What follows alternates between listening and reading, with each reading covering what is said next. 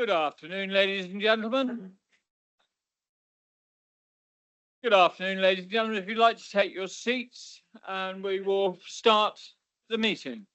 It's now 2 o'clock. Good afternoon, and welcome to the July meeting of Somerset West Planning Committee. My name's Simon Coles. I have the privilege of chairing this committee. And we're not expecting a fire drill today, so if the alarm sounds, please leave the buildings by the fire exit doors, which are both clearly marked.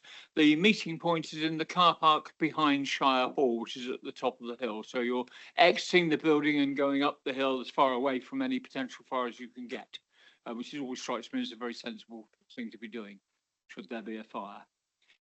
This meeting is being recorded and will be streamed to YouTube. Therefore, if any members of the public present, you should be aware that you may be recorded even if you're not participating in the meeting. If this causes you any concern, can you please let me know now?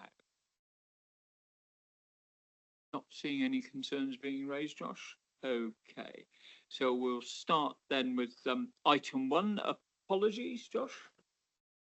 Thank you, Chair. I've got apologies from Councillor O'Donnell and Councillor Henley, and Councillor Hadley is in another meeting, so will join later when he can. Yes, I know he's delayed in another meeting, isn't he? Okay. Minutes from the previous meeting, the 24th of June. Is it your wish that I sign those as a true record of that meeting? Can I see any? Thank you for proposing, Stephen, seconding it, Norman, and those in favour, please. That's unanimous from those that were at the meeting. Okay, thank you very much indeed. That's signed that, thank you. Okay, so declarations of interest. Are there any declarations of interest from anybody on the committee? I'm not seeing any. Of course, our normal ones are recorded as a matter of form, as we all know. Public question time. Now, I'm not aware of any public questions, but one thing I will ask is, we have recently, the planning committee members will know, we've recently sought a High Court injunction regarding Oxon Lane. I know that has had a result now. I wonder whether officers can update me on where we are with that, please.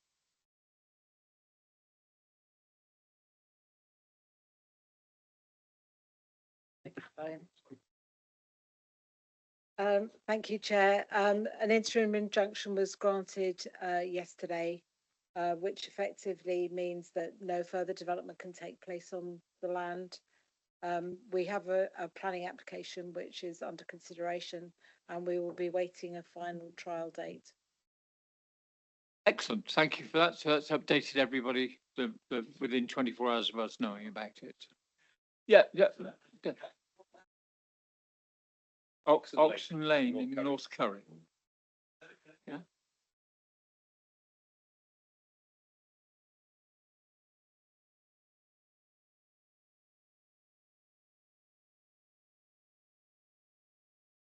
Okay, moving on. Right. Item 5 on our agenda, which is planning application 38/23/0347. Which is a discharge of planning condition pursuant to outline permission of 0347. Condition 3, phasing and placemaking strategy. Condition 4, neighbourhood master plan and design guide. And condition 5, the appearance palette known as the design guide. Now, the design guide, I think, has been forwarded to everybody, and I'd like to take that opportunity of thanking all the staff involved in making that happen, and turn it over to you, Simon. Simon. Thank you very much, Chair, and good afternoon to everyone. So yes, as the Chair has referred to, this is a discharge of condition proposal. Typically, such a matter wouldn't be brought to the Planning Committee. However, because it relates to a design guide which will inform the future delivery of circa 700 dwellings and the formation of the reserve matter applications, some or all of which may come to the Planning Committee at some point over the next few years, it seemed appropriate to bring what is a stepping stone or a further stepping stone in the development of the Staple Grove scheme to you for consultation and consideration this afternoon. This is because I call it a stepping stone because obviously we've had an outline application approved in 2019 following a 2017 resolution. We reapproved that outline earlier this year, the Section 73 application, which changed a few aspects of the master plan and the delivery mechanisms for several elements, including the spine road. And one of the conditions, or the conditions brought over from that original outline to the new outline, required the submission of this design guide, inclusive of phasing and placemaking strategy, neighbourhood master plan, and appearance palette, to be agreed to inform the further design aspects that will come forward as part of the reserve matters. What I didn't want to do was delegate this and agree this behind closed doors and then come forward with reserve matter applications to you in the future, only to say in answer to your questions, well, that was all agreed in the design guide. So hopefully your indulgence in me bringing this to this committee is appreciated, and obviously, you know, I'm seeking your comments on it. The formal approval process requires us to delegate the matter to the head of planning, obviously mindful of any comments that you make this afternoon. So I have got a few slides, as is customary in this circumstance. So I'll just go through those. Members will be hopefully now very familiar with the master plan for Staple Grove West. This is circa 713 homes accessed primarily from Staple Grove Road, but with a continuous spine road through to Taunton Road. These were the changes that were primarily made in the Section 73 application that was determined earlier this year. And one of the main changes was actually the phasing from delivery starting in the middle of the site to delivery starting at the Staple Grove Road end site, Staple Grove Road end of the site. And members will recall last month determining a planning application for a retaining wall to facilitate those junction works. There's also a series of parameter plans that have been agreed. This one relates to building heights and shows that most of the dwellings will be 2-storey with some 2.5-storey, with the employment land being 2-storey with some 2.5-storey. There's also a density plan which shows the density ranges across the site, higher density along the main spine road, lesser density when you move away from there. And then we have this weighty document which was appended to my report, some 185 pages long. So I thought what we'd do is go through every page one by one, if that's permissible. So eyes down, look in, page 1. So this document was commenced a couple of years ago. It was parked because of the Section 73 application. And then once the resolution of the Section 73 application had been made, this was dusted off and re-looked at. And so there's been a fairly intense period of time getting this to this stage, including a referral to our quality review panel and also further independent review by Create Streets, who the council work with on a number of schemes in the town. So these are just some pages from the guide, which will be familiar to you from reading it. The landscape strategy, boundary treatments is an interesting one because we've negotiated in the use of natural stone boundary walling, which is an important characteristic of Staple Grove Village. So we've got a commitment to the appropriate use of stone walls in appropriate places to emphasize that local character.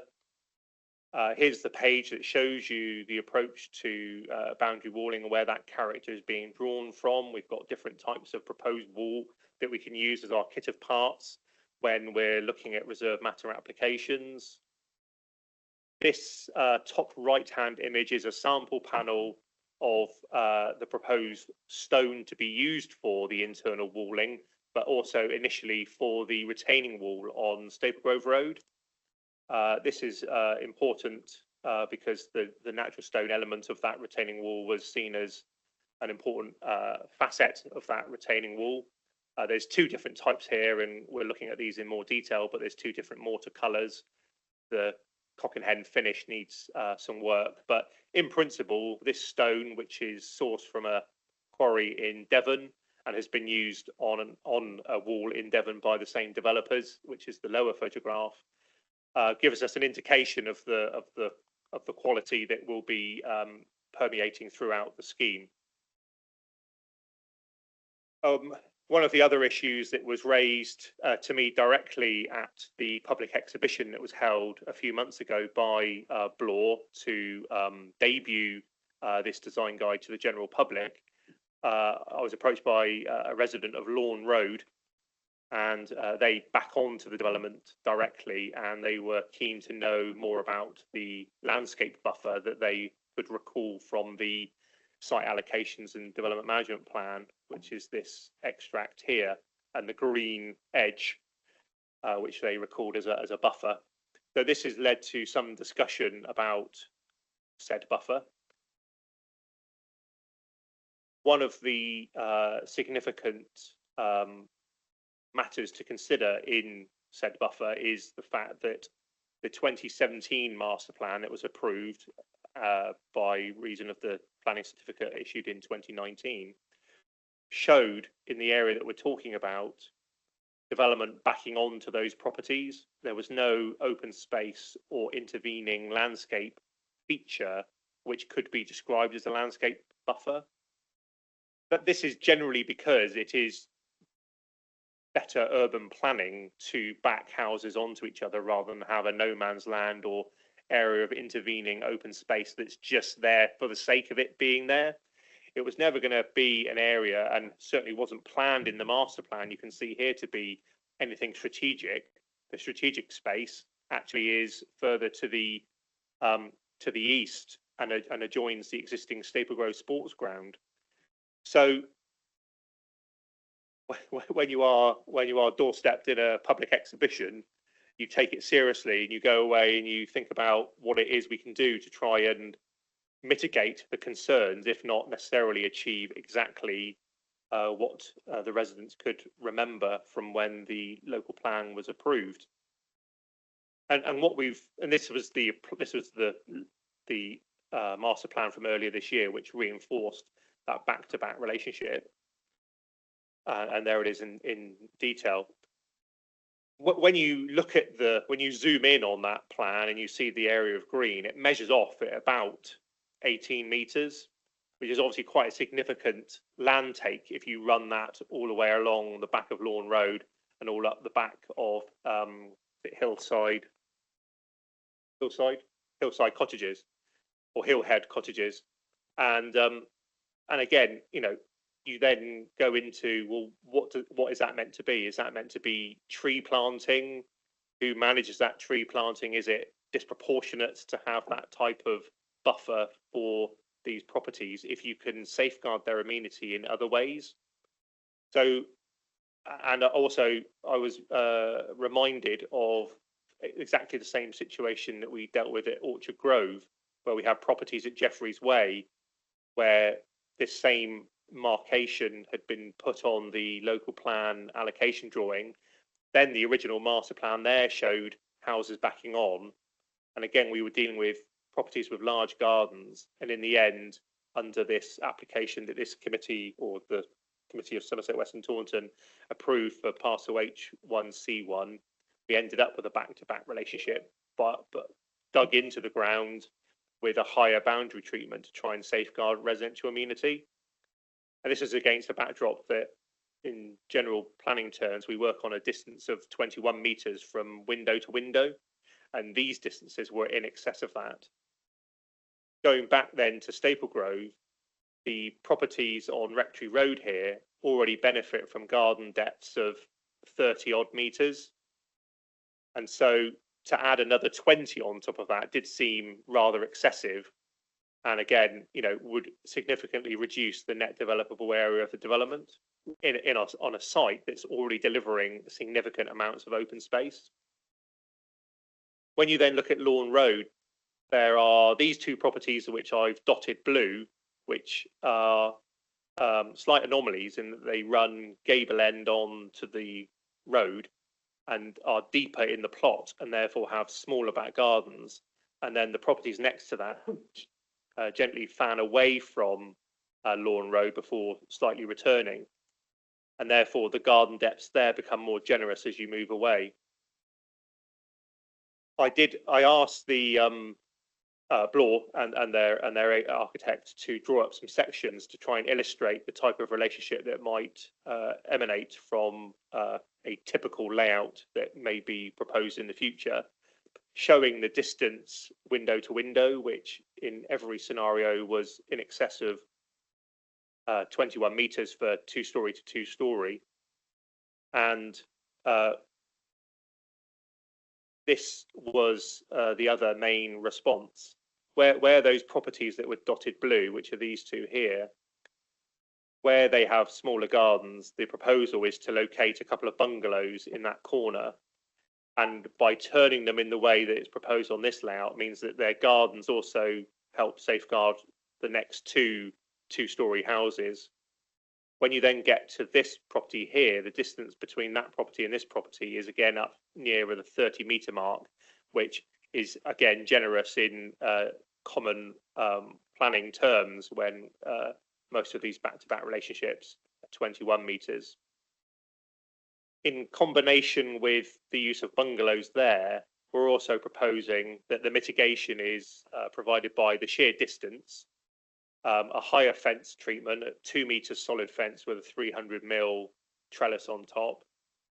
That there is tree planting, but those trees are selected particularly only to get to a height of about 4 meters, which provides that suitable privacy, but also the tracery and disrupts what otherwise would be sight of the new homes and of the existing homes from the new homes.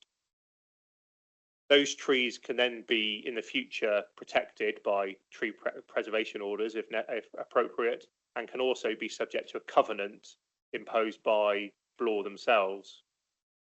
When we come to the detailed design, and this isn't the detailed design, this is just a response to the issue that was raised by the public, we can look at the individual internal arrangement of the homes and ensure that on the first floors, one of the 2 rear windows that would probably be in place could be to a bathroom, which would mean it would be obscure glazed. And all of that incrementally means that the risk of overlooking and that sense of that perception of overlooking can all be reduced and diminished. So that is the approach. What we can also do at the reserve matters stage is look at removing permitted development for outbuildings in the immediate rear of the gardens. And what that will do is it will remove a little bit of the threat that would otherwise come from wanting to erect summer houses and greenhouses and finding there's a tree in the way. If we actually remove the permitted development right, then those buildings would have to be sited within the main body of the garden, meaning that those trees have got a chance of being retained long term. Conservatories will be fine in this circumstances. I'm just concerned about the presence of outbuildings, which by themselves people want to shove right back in the back corner. And if there's a tree in the way, the tree will come down. Now, the building itself may obscure part of the view, but I think we'd like the trees anyway for garden town reasons and for biodiversity reasons. Somewhat fortuitously, a bit like Orchard Grove, there's only actually a small part of the Staple Grove whole allocation that actually adjoins existing residential properties. We've just talked about Rectory Road and Lawn Road. The other area are these collection of dwellings off of Little Close and Sandine Close, which is a bit of a hodgepodge of different juxtapositions and probably infills over time. And just so no one here raised the same issue particularly, but in order for completeness, we have shown an indicative layout here, which again employs bungalows where the homes come within the closest proximity to existing homes. There would, in this instance, probably be an intervening lane or road and maybe a private access track. But in this scenario, again, that risk and perception of overlooking from in this case, at the front of a dwelling would be significantly reduced or completely ameliorated by the selected choice of bungalows in specific locations. So I think I can honestly look at anyone in the face who lives in any of these dwellings that I've shown on plan and say, look, we've tried to do everything we can at this stage to protect your amenity. Sorry, we can't do a landscape buffer, but that has somewhat been taken out of my hands from the original master plan decision. And of course, we'll have future reserve matter applications where you can see the absolute precise detail, and we'll have another review of all of this at that time. This drawing shows the street hierarchy, and street hierarchies are important because then there's a series of drawings that show how those different streets will be laid out from the very formal main street, the spine road throughout the site, which is this sort of indicative cross-section. It shows verges on both sides, street trees, and then a sort of formal frontage of dwellings set behind gardens. Here's another type of lane. I think this adjoins one of the open spaces down on the southern boundary. So here we've got verge just on one side, but the presence of street trees. And then a typical street where you've got build outs with planting, again, street trees, some surface treatment to delineate a crossing or some sort of traffic calming. You can see some precedent drawing photos here, the type of thing that we're looking to include.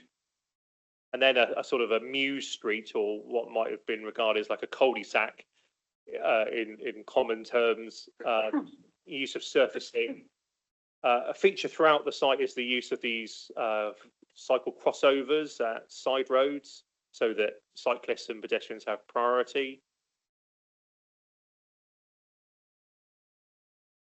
And then again, another typical street, in this instance, incorporating some parking for a setback terrace of properties here. This would be a shared surface type of street using paviers, for example. Another issue that has been picked up by quite a few different consultees and people that have made comments on this design guide has been the employment hub. Now, in previous iterations, this has been known as the village core, and it became a different thing that it was intended to be because of the change in the use classes order. So in the original allocation, this was always meant to be employment land, bringing about traditional employment uses. Over time, things that are not factories and offices have been allowed on employment land because they still generate jobs, and ultimately it's jobs that we want to create.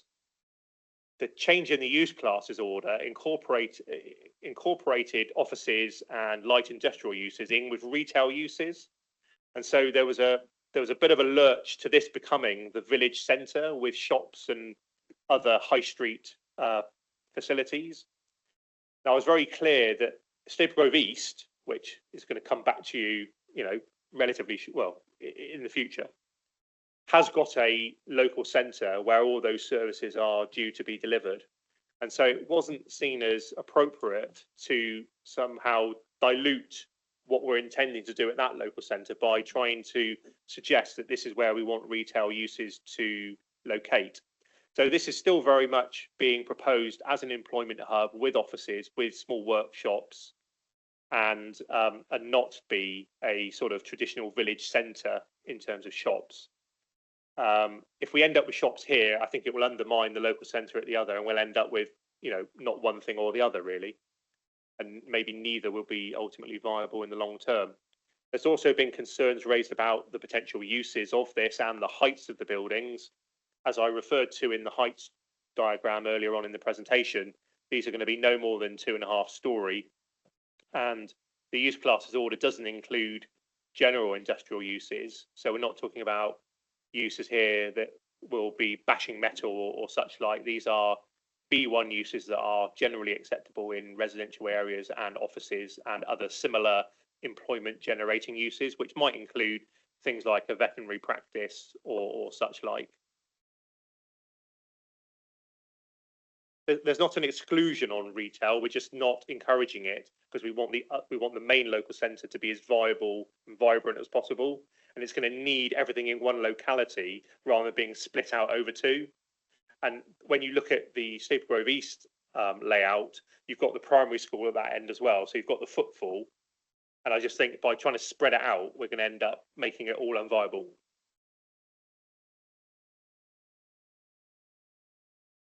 We can't technically because the approved use is Class E. Yeah, that's why we've tried to talk around this issue in the design guide to sort of say it's not encouraged, but it may come, but I think we'd rather put all our eggs in the east basket.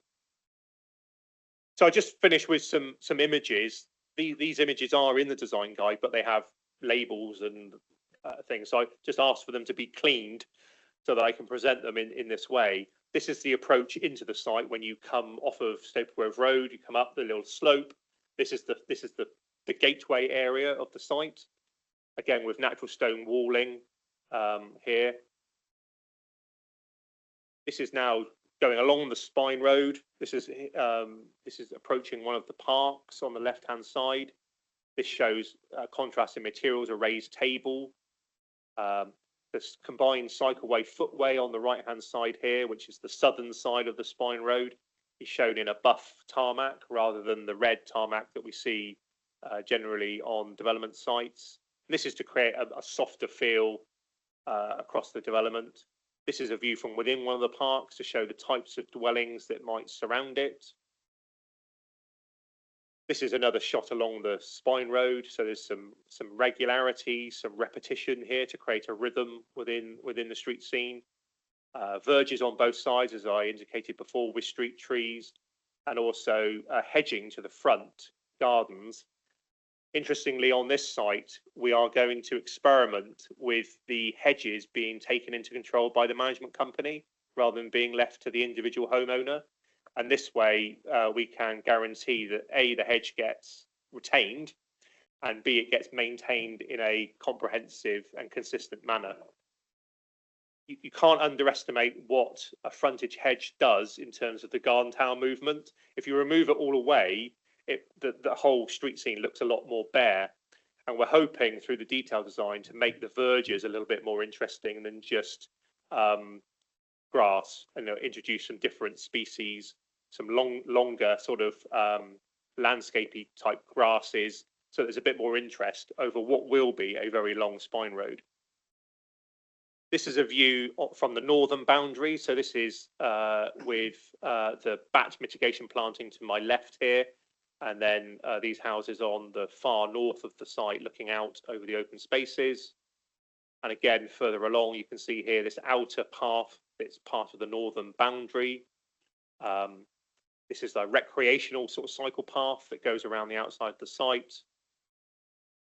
And yeah, just to reiterate, the recommendation in this case, that the final approval of the design guide be delegated to the head of planning in consultation with the committee chair, mindful of any comments and observations made by the planning committee today. Thank you. Thank you, Simon. Okay, we've got a couple of public speakers. So I'm going to deviate from our normal format because one of the speakers that was going to attend is now unable to attend. So I'm going to deviate, as I say, slightly, use my discretion to do so. And Mr. Lawson will be invited to speak for up to 6 minutes rather than the 3, because he's doing 2 lots of speaking, as it were. And it seems to be ludicrous not to allow him to speak continuously, should he so desire. There's also one other deviation. We had a very late submission from a Carol Peart, and her submission is going to be read by our clerk. He will read for 3 minutes and hopefully be able to get through everything that Ms. Peart wrote to us. I don't know, because we haven't had the opportunity to time it, because it was a very, very late submission. So, Mr. Lawson, when you're ready, you'll get 6 minutes rather than the customary 3. I'll try not to cut you off. Yeah, of course. I can pause it whenever. We can always pause the clock. It's not that draconian. No, okay, Mr. Lawson, whenever you're ready, turn it on, you get the red light. When you've got the red light, right hand button.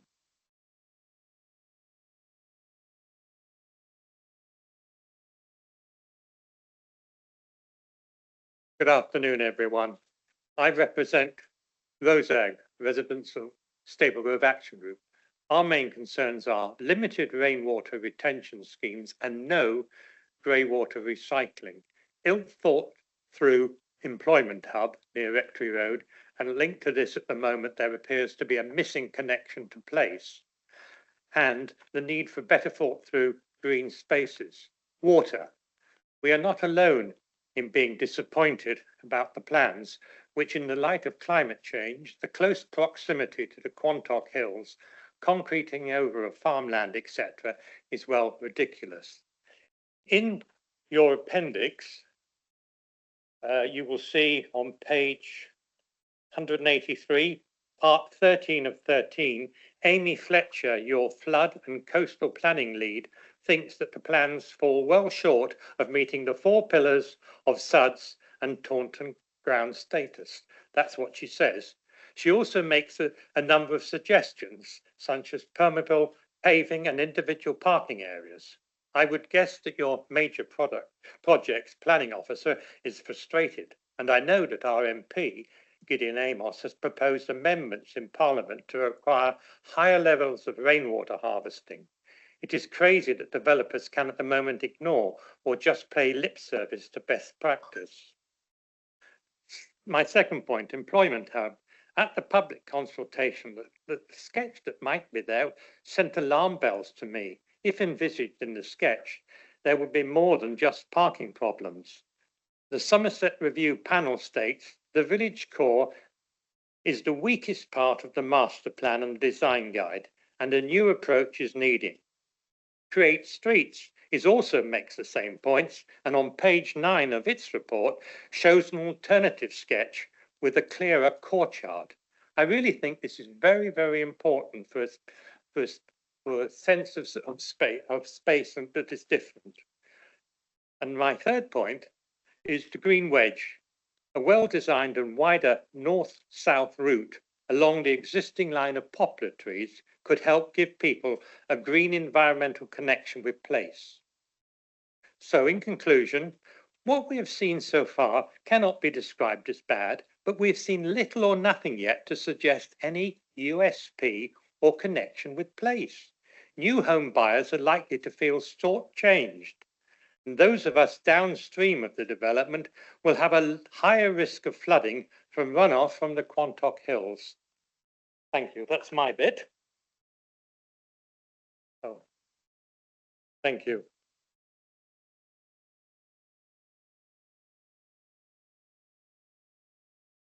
Simon unfortunately cannot be here, but this is what he would have said.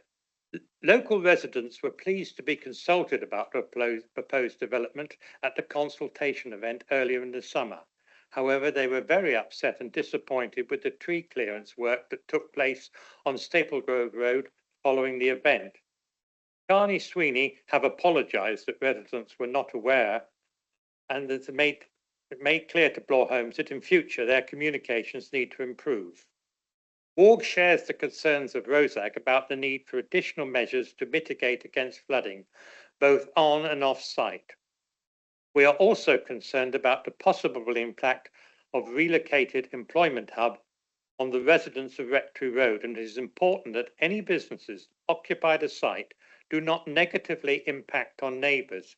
It is very difficult to assess the likely impact of this phase of the development when it is not known when or even if there will be any development on this part of the site.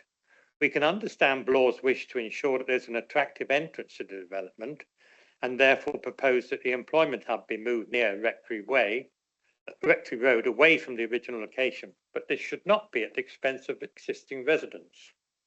One of the consultants has suggested there should be some 3-storey buildings in the development, and we would be very much opposed to this. We are pleased to see that Bloor Homes have made a commitment to provide swift boxes or bricks in all the dwellings. We would wish to see a similar commitment to the provision of bat boxes or bricks in appropriately sited dwellings. We also share the concerns of Rosag about the Staple Grove Green Wedge. One of the design guides that you will have seen shows the previously agreed extension to the Green Wedge, which was included in the Taunton Dean Site Allocations and Development Management Plan approved in 2017. On this basis, the existing Staple Grove Green Wedge should be extended north, but with its western boundary being the line of poplar trees, which extends north from Corkscrew Lane. Therefore, there should not be any development in the fields between the line of poplar trees and Whitmore Lane.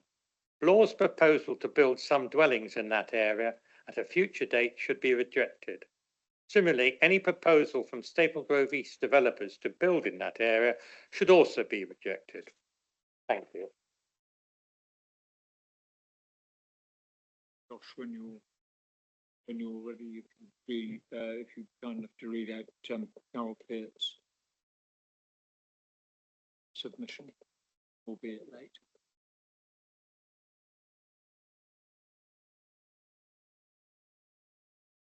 Thank you, Chair. This is from Carol Pearce, as we say, Staple Grove West feedback and observations on proposals. I have several points regarding the proposals and documentation provided for public consultation.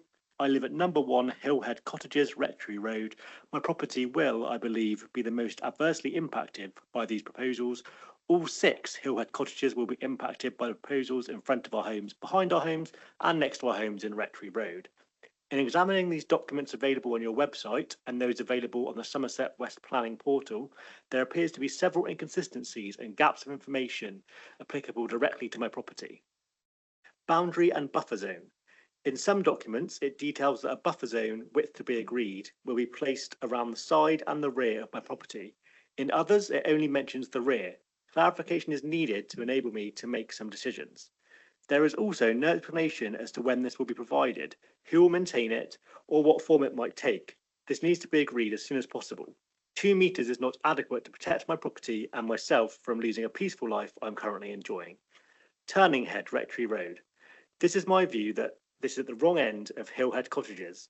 We have often experienced LGVs travelling past our cottages and realise they're on the wrong road and cannot get through, and they must reverse back, sometimes getting stuck. Where it's supposed to be located will not prevent vehicles continuing along Rectory Road past my property getting stuck at the dead end, and they'll be unable to turn around. Stat-navs will take many years to be updated, so the problem will continue for years. The current proposal is dangerous and, in my view, unsafe and creates an unnecessary hazard. The turning head should be placed at a much safer location at the widest part of Rectory Road, at the junction of Lawn Road and Rectory Road. This is where many vehicles already turn. The location would enable Hillhead Cottages to remain for the cottages' use only and prevent lorries and LGVs from getting stuck at the dead end. This would prevent us from experiencing unnecessary disturbances at all hours of vehicle turning. I do not see any documentation regarding the traffic flow in Rectory Road to demonstrate the impact. To prevent people parking outside our properties to go to work or at the employment hub, or visit the new properties, or to use green areas of dog walking, we would need the road outside our cottages to become resident parking only.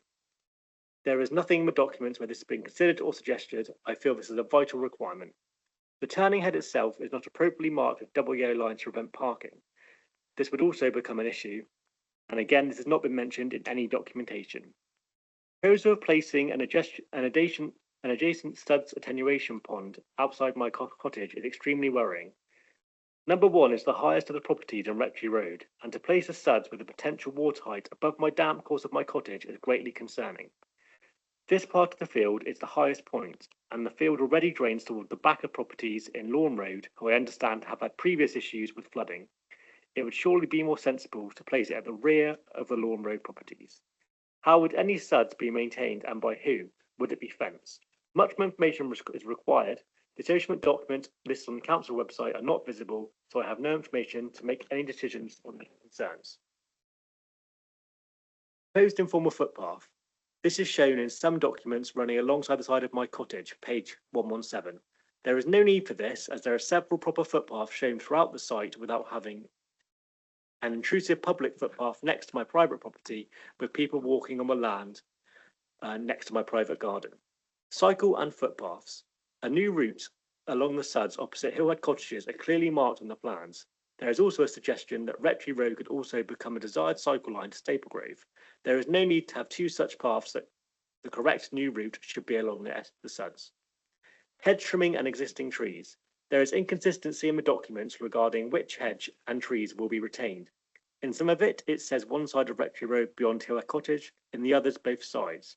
The tree opposite the side of my cottage, known as the owl tree, is used by tawny owls every evening and night. Will it be retained? I am very fortunate to have numerous bats in my garden, as well as badgers, foxes and deer. I have many house martin nests on my property who feed on the insects who thrive in the fields around my cottage. The green corridor is essential, but if it's made into a cycle route, there would be some form of lighting which have an extremely negative impact on the bats and birds as well as other wildlife. Clarification is much needed regarding the cycle routes, lighting and the wider requirements of the wildlife population, much of which doesn't appear to be documented. There are inconsistencies in the document regarding the employment hub and the height and size of the proposed buildings in some places. Some places states 1 story, others are 1 to 3 stories high, whereas the house is proposed to be 2 stories high with 2.5 at key points of junctions. The employment hub is proposed to be located to the right of my cottage. In my direct line of sight, the height is supposed to be more than a house. The location is to the west of my cottage, and exactly where the sun sets, building at 3 stories high would deprive my property of light in the late afternoon and evening, and is inconsistent with other properties on the site. There are no suggestion of bungalows on the site that would fit in with the properties on the existing of the fields.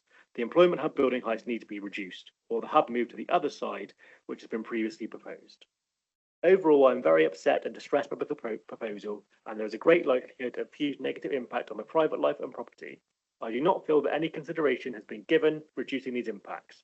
As one of the properties most impacted by the proposed development, I'm saddened that no one has contacted myself or the neighbours to discuss the proposals and to find a way to work together to mitigate the impact.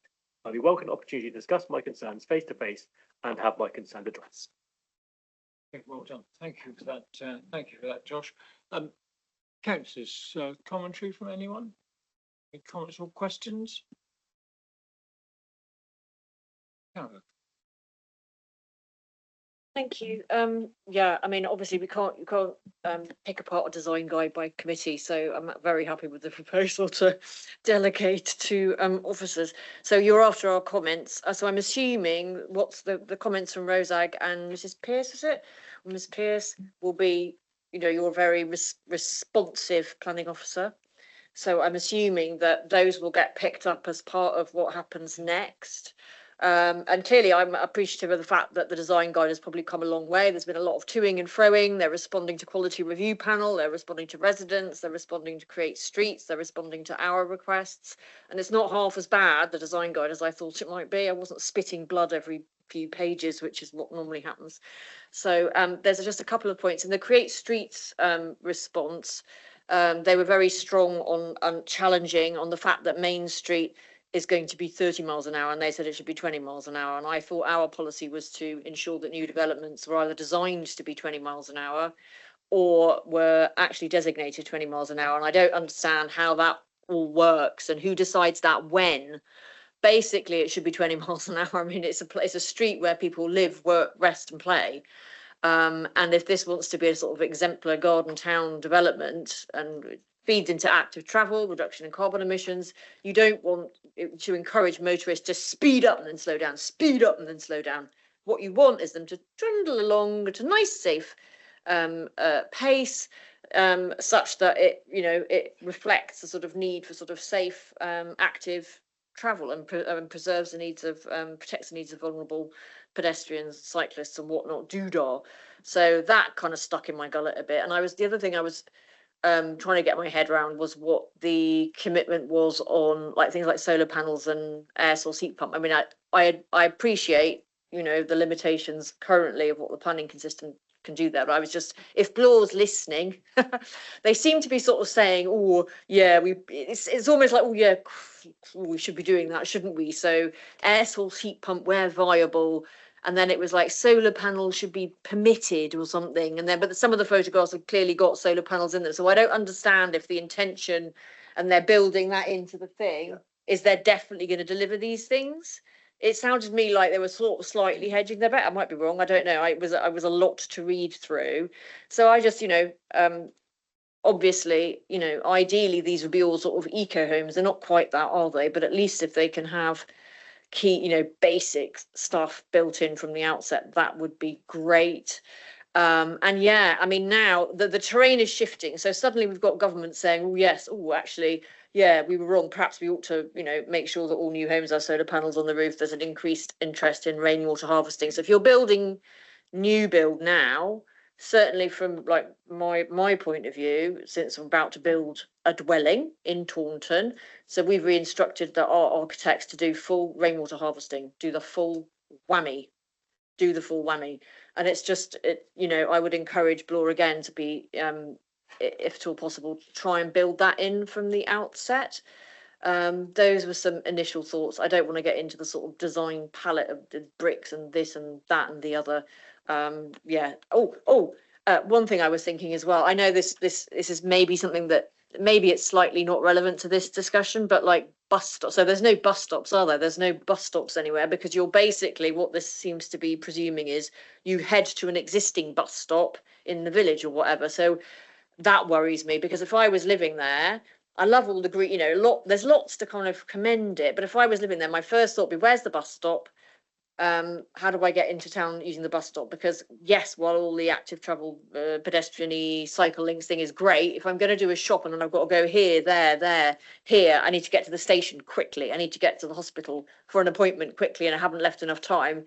You need to think, unless I'm going to rely on my car, I'm going to need a little shuttle bus thingamajig to get me places quickly. And so, yeah, somehow at some point in the proceedings you've got to bite the bullet on that, otherwise people will be getting in their cars. They just will. Factoid. Yeah, that's the end of my comments so far. Okay, thank you, Carol. Dave Mantell, please. Dave. Okay, not sure whether we're going to sort of get any responses to things. I've got some similar and sort of add to them, and they're sort of partly questions, but depending on the the responses, they might turn into bigger requests. But I mean, there is an awful lot to take in here, and clearly we could only go so far. There's plenty that looks good. Like Caroline, though, I noticed a lot that is rather woolly. It talks about can, should, which might mean nothing or none. It doesn't actually mean anything to say something very good and then use a word alongside that suggests it's not going to happen, or there's no certainty it's going to happen, and that's quite common throughout the document. And it'd be much better, if someone looked through all of that and really thought, what do we want? Do we want this or not? Because it left it vague, but it looks like it's ticked a box by using the right phrase, which is, I'm afraid, something we often see. I think I can't remember the page reference now, and I did take a note of it, but and this probably comes from earlier approvals, but it said only 15% affordable housing, which seems low. So is that right? Should it not be higher? A general comment on some of the sort of connections, the routes taken by pedestrians and cyclists. Now, I wasn't quite sure here, but it looked as though in residential areas, so near homes, that pedestrians and cyclists were being mixed together. And I did just wonder about, whether that's sensible, whether in general, where it's possible, I mean, they can be a mix, and yeah, it's often better not to have cycling mixed in with fast-moving cars. But also there can be a bit of conflict between pedestrians and cyclists. We can't pretend there's not.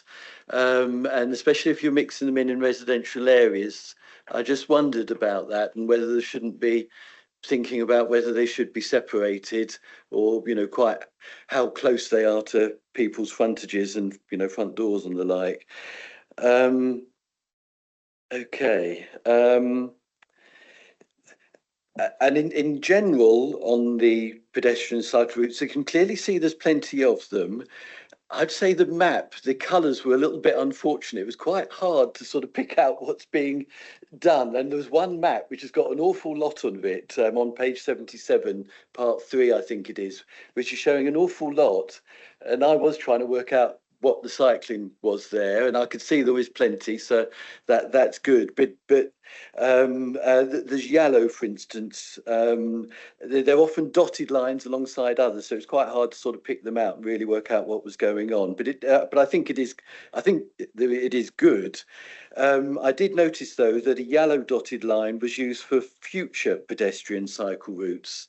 And then again, what does that mean? What does future pedestrian cycle routes mean? Is it a cycle route? Is it a route or not? You know, and what's the future that delivers it? That may be hidden away in the document somewhere, but I think that was the label given to it. And again, you know, what does it mean? And finally, then, if I may, I will also have a look at the energy aspects, which and Caroline's made points that I would like to cover, but maybe some additional ones. So, right, let's try and get this right. So,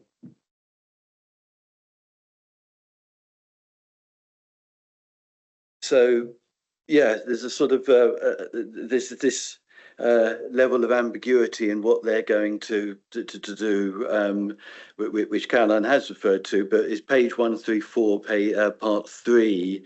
So it talks about electric heating anticipated to be heat pumps, and to be honest, it'd be a bit mad for it not to be heat pumps. So why someone's thought it's worth couching this anticipated to be. Really, it should just be a clear statement. I mean, heat pumps are the cheapest, the best thing to do. Just do the obvious thing and don't leave a vague statement there. And then we've got solar voltaics across the development. Well, again, what does it mean? So is it 5 properties with 4 panels on them? Is it every property with 8 panels? It needs something surely that you can actually understand and measure against and see whether it's done. And solar voltaics across the development is next to meaningless. So can that be tightened up? Now, there's a statement on the same page saying Bloor homes have been designed to achieve a 19% reduction in carbon emissions over what is required in building regulations. So, yeah, good, and good they picked it out. But it's not quite, and it is very close, but it's not what's in the council's policy. So climate positive planning says 20%. Surely it should be the council's policy should be being followed here. Luckily, they're very close, so hopefully it can come together. That's I think that's sort of probably it in sort of making comments, but agree again. Points made by Caroline and buses, rainwater. Hopefully, this will come, and presumably there will be a travel plan which will make it clear how residents will be able to have good access to public transport. Actually, there was one other one. There's mention of car clubs in there. Yeah, there was one other one. So in addition to the buses, there was mention of car clubs in there. Again, if that can be made, specific. So something delivered. So really good thing. Pleased to see it, and it was written in good language. But again, what will actually happen? Okay, thanks. Thank you, Dave. Well, thank you, Mr. Chairman.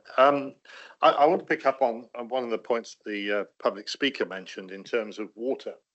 Because when I was looking through the contents, I wondered where the water was, because this can't be an entirely dry site. And if you look at the topography map, which I'm looking at on page 31 of the first part, you can see it's surrounded on the north and the west. There are streams and there are flood risk areas, but there is nothing.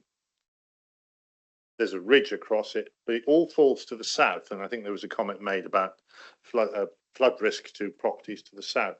But I couldn't see in the design guide, and I'm more than happy to be corrected, anything about any open water or running water streams in relation with the drainage of the site. And if it's all going to be undergrounded, then I'd be slightly concerned about that, not only from a flooding point of view, but also from an aesthetic point of view. Because we're looking at a very large area here. There will be quite a lot of infiltration, but there will be paved areas, there will be roofs, and I just would like to know a little bit more about it. And apologies if it's in here, but as been said, there's quite a lot of stuff to wade through. The second point I was going to sort of major on was wildlife and the intention, the well-expressed intention to protect as much wildlife as possible. However, wildlife does depend on quite a few things. It depends on safe areas in order to rest and to breed. It requires a food supply, of course. And so we have to make sure that at the end of the day, all these things are present. And the statement that was read out talked about bats and butterflies and birds in and around the rural area. But if there's nothing there for them, they're all going to disappear despite everybody's best intentions.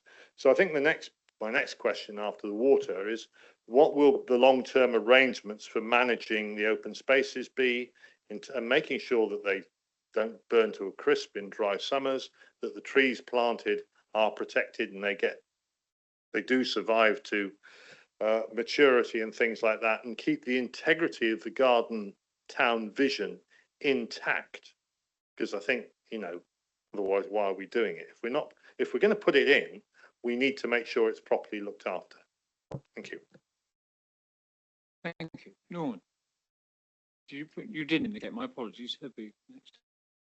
Thank you, Mr. Chairman. I've got 4 points here.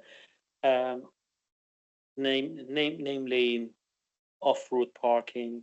Do we have adequate spaces for such a large development? Because we see it constantly on our doorsteps where I live, that access to buses sometimes is made impossible. The other thing is with trees and high heat, drought, and tree tolerant for the future. I think we need to look at this seriously, because some of the trees are drying out pretty quickly. I look at things like junipers, maple, olive trees, eucalyptus.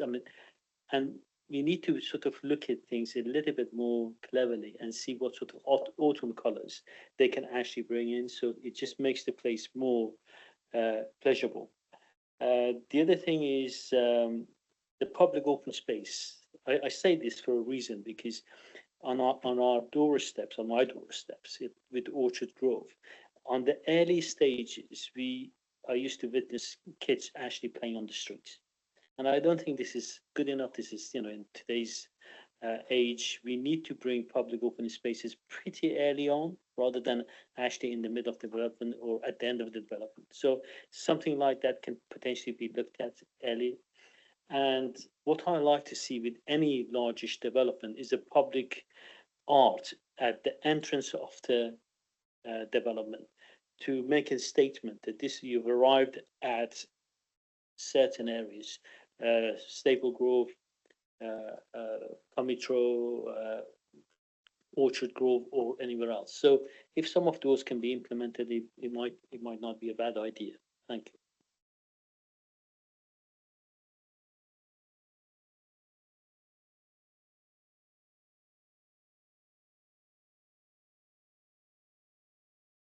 Raise this one for now. I'll make it something later. So the turning head on Rectory Road has come up. Sure, we all understand the concern of residents of Hillhead Cottages, who are concerned that there'll be traffic driving up their road, or their end of Rectory Road, and then using it to access the employment land.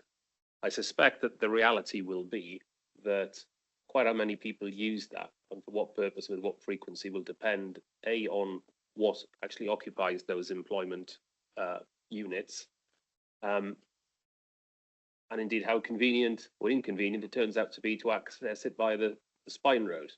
If the latter is not a problem, if actually the natural route is just to access it via the spine road and there's no real delay in doing it, then it may be that there's limited reason for people to do what people are currently concerned will happen, which is use Rectory Road. However, there clearly needs to be a turning head somewhere, because Rectory Road is going to become a dead end.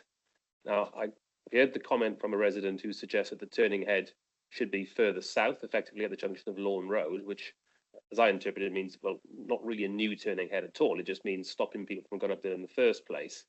I think reality is, bearing in mind generally accepted practice for dead ends, particularly up narrow roads, there is going to have to be a turning head, and it's going to have to be relatively near the end. Otherwise, it just doesn't serve the purpose that it's designed for. You'll end up with people who do, for whatever reason, go to the end, having to reverse all the way back down again. Seems to me the way to mitigate against that in the first instance is simply to ensure that there are very clear signs further south at the junction of Rectory Road, for example, of Lawn Road, that says no through road, in big clear signs. Now, that's not going to stop people who want to go up there and park to go to whatever's in the employment units, but it will stop people from going up there by accident, you'd like to think. Presumably we can do something around that. That's a relatively simple step. In relation to people who might want to go up there and park, it seems to me that one of the things that will factor into that is the availability of parking at the employment land, described elsewhere as the village core. I did notice that the quality review panel seemed to suggest that in some places there was too much parking, and work with the council to reduce the amount of parking. Can you just clarify for me what the position is in relation to parking at and around that employment land? Yeah, so I mean, we need to go back a stage in that the reason the QRP and Creative Streets had quite a lot to say about the village core, the employment hub, is because it is the most unknown part around the site. This is being led by a house builder, not being led by an employment land specialist, and therefore it's likely that the employment land will be delivered by another party, or the house builder in charge of the site doesn't know what employment uses are going to come forward, and therefore how do you plan for something you have no idea about? So it could be a veterinary surgery, it could be a care home, it could be a row of light industrial units, it could be a block of offices. All of those have lots of different permutations and implications for all of those issues that we've talked about, you know, building heights, noise, parking demand, accessibility, hours of opening, light requirements. All those things are all different, and therefore the guide is deliberately loose, I would say, in terms of the delivery of it, because what we can't do is say, oh, it must be precisely X, Y, and Z, and then by doing that, it actually rules out some employment users coming forward to actually take on properties, because it's just too restrictive, because it's been designed for a different purpose. So that's why it's loose, and that's why we have not prescribed how many parking spaces are required, because each of those uses that I sort of speculated about all have different demands. Some will be 9 till 5, some will be in the evening, some will be in the early morning, have greater demands. So I think my view on all of this is we could sit here for 3 days talking about 101 different scenarios of compositions of uses that may or may not have parking issues, because we either provide too little, maybe taking the QRP steer, or too much, taking a sort of an anti-urban design. You know, you can't win in that situation, can you? Because this is why I say about all the comments that have been made, you can't please everyone, because some just clash, and therefore you cannot then draw the absolute conclusion that people will then need to park in Rectory Road, in the turning head, or along Rectory Road in front of Hillhead Cottages, or on Lawn Road, or anywhere else in that vicinity. So I think the idea around this design guide is we're establishing further principles, and then once we get a precise application for an employment use, then we can have a much more pragmatic and positive discussion about what the implications of that thing are, rather than trying to write a guide that tries to work on the basis of those 101 scenarios. And just to say the turning head has been in there since the day dot. Yeah. Rectory Road was always going to be shut by reason of severance from the Spine Road. It was always to be closed immediately just beyond Hillhead Cottages by reason of a turning head. And this is because Hillhead Cottages will have deliveries, and if that comes in a reasonably sized vehicle, they're not going to reverse down past, another 8 or so properties to reverse into Lawn Road. We want them to turn at the end, and the turning head will be sufficiently sized. And of course, we have a precedent through this committee in the exact same scenario that we've approved at Cometro on Cometro Lane, where a turning head was approved, and then we installed bollards, and the rest of Lip Hill Lane was closed off and severed by the Spine Road. So this has all been done, and if you go there now, you see signs saying new road layout ahead, dead end. You really don't want to go down here. Oh dear, you have come down here. But you can do signs and lines to sort of stop people thinking that there's a through route, and obviously by severing Rectory Road, there is less traffic going past Hillhead Cottages by consequence anyway. So I think that's what I'd say about the employment land, the turning head, and that whole issue around the impacts of it on residents. Thanks, Simon. Yeah, I think it stands to reason that clearly the resident raised the possibility of double yellow lines, possibly residents' parking zones. That all of that can happen, but what it doesn't do is come forward as part of this stage of the planning process. That's a much later stage, but we can all see it coming. I think just finally, before I have somebody else to speak, so in relation to parking at the village core, and the fact that if there's not enough of it, clearly that does create some risk of parking on Rectory Road. I think as a ward member, I'd just like to record from my point of view that much as the quality review panel are experts and have a contribution to make, when they refer to the panel feels that the amount of parking that is at the village core is unjustified and urges the applicant to adopt an approach which prioritises people arriving by foot, bicycle or public transport. From my point of view, I just urge caution to be exercised in the way that that's treated, because what ultimately I think we all want is to ensure that the level of parking is appropriate to whatever goes there.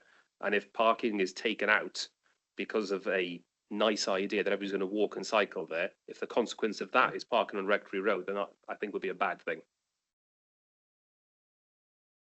Did you want to come back? I'll come back to you in a minute, Karen. Yeah. Thank you, Joe. Just a couple of quick questions. First one, is this going to be a gas-free development? It's the first question. So obviously, air source heat pump, solar panels, whatever. So hopefully you're going to say it's going to be gas-free. Next point, on page 37, which is the main diagram of the layout, there's number 6. It says Staple Grove Farm. So is there going to be some farm buildings left on the new development? Is a question. And then my last question really is on page 183, where they talk about tree pits for drainage along the streets, rain gardens, rainwater planters, bio retention, rainwater reuse, residential and the commercial areas. But then the answers were just basically provision of rain butts will be provided on residential plots. I haven't really answered the other bits in the question. And moving down, the next one is about the SUDs, about the water and the development and what have you, where it should be located. And all it just says is really it'll be considered in detail at early stage of master plan. When's the master plan? I thought this was the master plan. So I'm more concerned on those 2 points about the water and the drainage. I don't know if you can give us some guidance on that, please, Simon.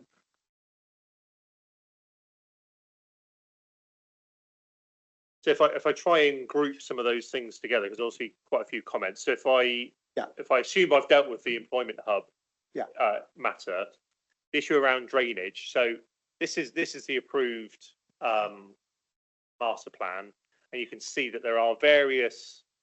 So SUDs did form part of the outline. It was integral to ensure that the site can be adequately drained. So we've got a number of. Get my mouse working here. A number of SUDS basins. There's one here, which is also flood compensation from the stream.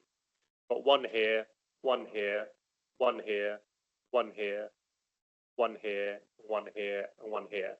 So we've got a multitude of attenuation basins around the southern edge of the site to collect all the water from hard standings, from roofs, etc.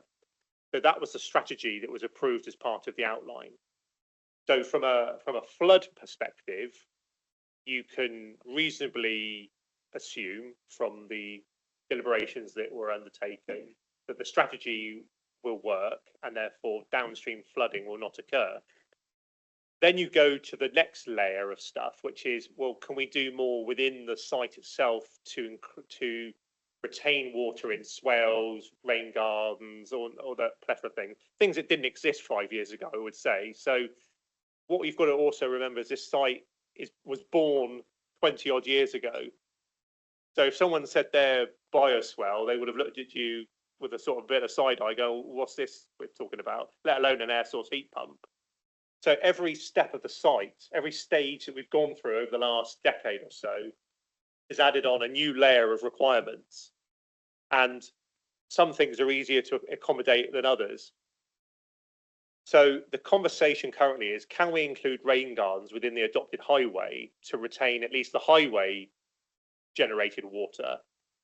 The answer is yes, as long as that rain garden is actually outside of the highway and maintained by a management company. So i.e. not maintained as part of the road, the source of the surface water runoff. So we've still got issues about what we as a council are adopting, because everyone around this table wants to see it, but actually the council doesn't adopt these things. So again, it's a sort of a case of, we'd love to see it as long as we don't have anything to do with it. And that does present a problem in negotiations, because the overall strategy on a capture and slow release works. What we haven't got is the nice swales and rain gardens at present. That's not to say that when we get to reserve matters, we won't be trying to incorporate some of these things, but they do not in themselves provide any extra attenuation than what we're already providing. It will slow up the water getting in the basins that we're already providing. It will slightly treat water quality, and it will provide some extra biodiversity benefit. But other than that, it's still a conveyancing mode. It doesn't change the amount of water that's coming out the sky, and it doesn't change the amount of water that the site will hold all in all. There is no specific policy around grey water recycling. And I think it goes back to, what Caroline Ellis was saying was, if you want to do it, we encourage you and give you, all the encouragement and applause that you want. But it's not a requirement at the moment to say every house built in Somerset under this local plan, every house built in this area under this local plan must have grey water recycling.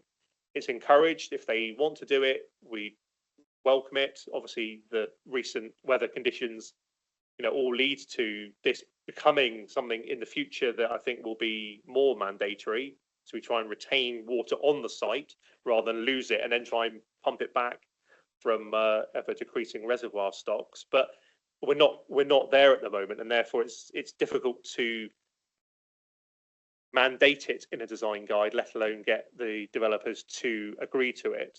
And I think that's where the LLFA comments come in to say, look, there's a whole host of things here you could be doing, but actually fundamentally the drainage scheme works. I need to applaud Mr. Larson and Mr. Briggs again for raising the issue of the green wedge. This is a perpetual issue right from the outset, which both of them feel very strongly about. However, the 2017 resolution effectively reduced the width of the green wedge. I presented a couple of slides, which I wish I kept in now, at the Section 73 approval earlier in the year, which detailed the whole story around the green wedge, that the case officer at the time felt that reducing the width and extending it north was a suitable response to the policy, and that was what was approved. And this design guide, nor the Section 73 that we previously approved, seeks to change that green wedge in any way. I think we talked about the turning head. I mean, the general public open space and SUDS maintenance, I think, was raised as issues. Again, currently the council's position is that it's not adopting green spaces or SUDs in new developments, and has actively been devolving across the county such green spaces to town and parish councils. As part of our stewardship work, which has been going on now for a couple of years, we are using Orchard Grove as an example to try and forge a relationship with Taunton Town Council, whereby they may take on such management and maintenance. And really, this is our preferred option, because the only other option is some sort of management company where residents pay a charge to an arm's length private commercial company. And so trying to develop a different, more responsible and accountable model with the town council is our preferred approach, using Orchard Grove as an example because it's being built out, with the hope, I guess, and expectation that Staple Grove will follow in the same model once that is established. In terms of hedge retention, specifically with reference to those around Rectory Road, there's no wholesale plans to remove hedges other than those required for already shown access points. So the large hedge opposite Hillhead Cottages is not to be removed. There's a gateway in the corner which provides the gap for access and egress into that site. And I think the layout has worked particularly hard to try and factor in new green spaces that will bring more greenery to the area, including the large areas that we see around the northern buffer, around the Staple Grove Sports Club, and indeed around Hillhead Cottages, where to the north and to the west are green spaces. To go to Councillor Ellis's question around the speed limit of the road, this has been of some debate and discussion, and it goes back to the original allocation for Staple Grove, which, to all intents and purposes, is a bypass to the village. And I don't think there's any secret in that, and says so in the allocation, to move vehicles from Staple Grove Village onto this spine road. And therefore, there's a delicate balance to reach in terms of making this road slightly more attractive, or more attractive, than using Manor Road and Corkscrew Lane. The place where we've rested is that the road will have a 30-mile-per-hour limit, but will be designed to 20 mile an hour. And this is because we feel we can't go to the 20 mile an hour, because we do need the efficiency of the road. But the design interventions, some of which I've shown, including raised tables, the Copenhagen crossing, the segregated cycleway, all provides a better environment than would otherwise be the case. Interestingly, the spine road design has actually been submitted to this council now, so it won't be too long before, well, actually you can look at them right now. The plans are all online. They show the design of the spine road, and we'll be making a decision shortly as to whether that application comes before this committee. And that will take this level of detail on to the next level. To Councillor Mansell's point about language and coulda, shoulda, woulda, very difficult in a design guide, because the inherent flexibility works for both parties. So we like the flexibility that ultimately we still have another bite of the cherry through the reserve matter applications. And ultimately they know they've still got to get through that scrutiny, and that scrutiny could be in this room. So where there is some non-committed or non-committal language, the advantage of the design guide is we can go through that and find where the proposals that we get in detail comply, don't comply, and provide a good audit trail to see where we are in compliance. And I think if it says should or could or can or might, I'd say that's a fairly firm commitment that I'll be holding the developers to. And of course, you now have the luxury of having a copy of the document, and you'll be holding me, or you'll be holding them accountable through me when we're looking at reserve matter applications in the future.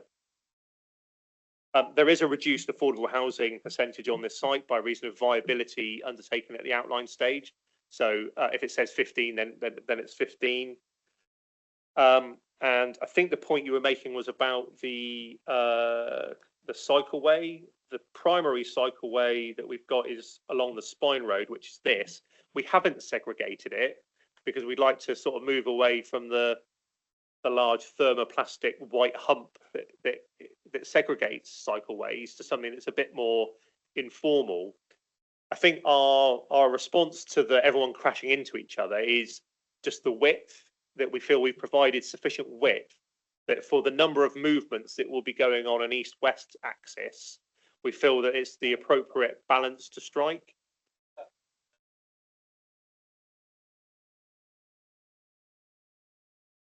All right, I haven't got the page. These are just extracts, I'm afraid. But oh right. What the plan I showed?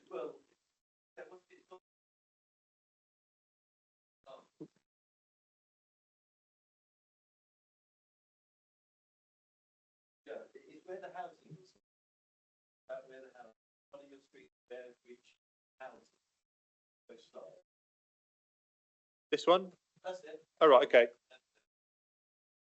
Yes, so this is the main street. So on this side is the south side, which is the combined route in buff asphalt, and then on the other side is just a footway. Now the issue with Staple Grove is because it's east-west arrangement, most of the movements will be in a southerly direction, we believe, through the village, and that's why we've got our onward connections through Clifford Avenue to the west and through Bindon Road to the east.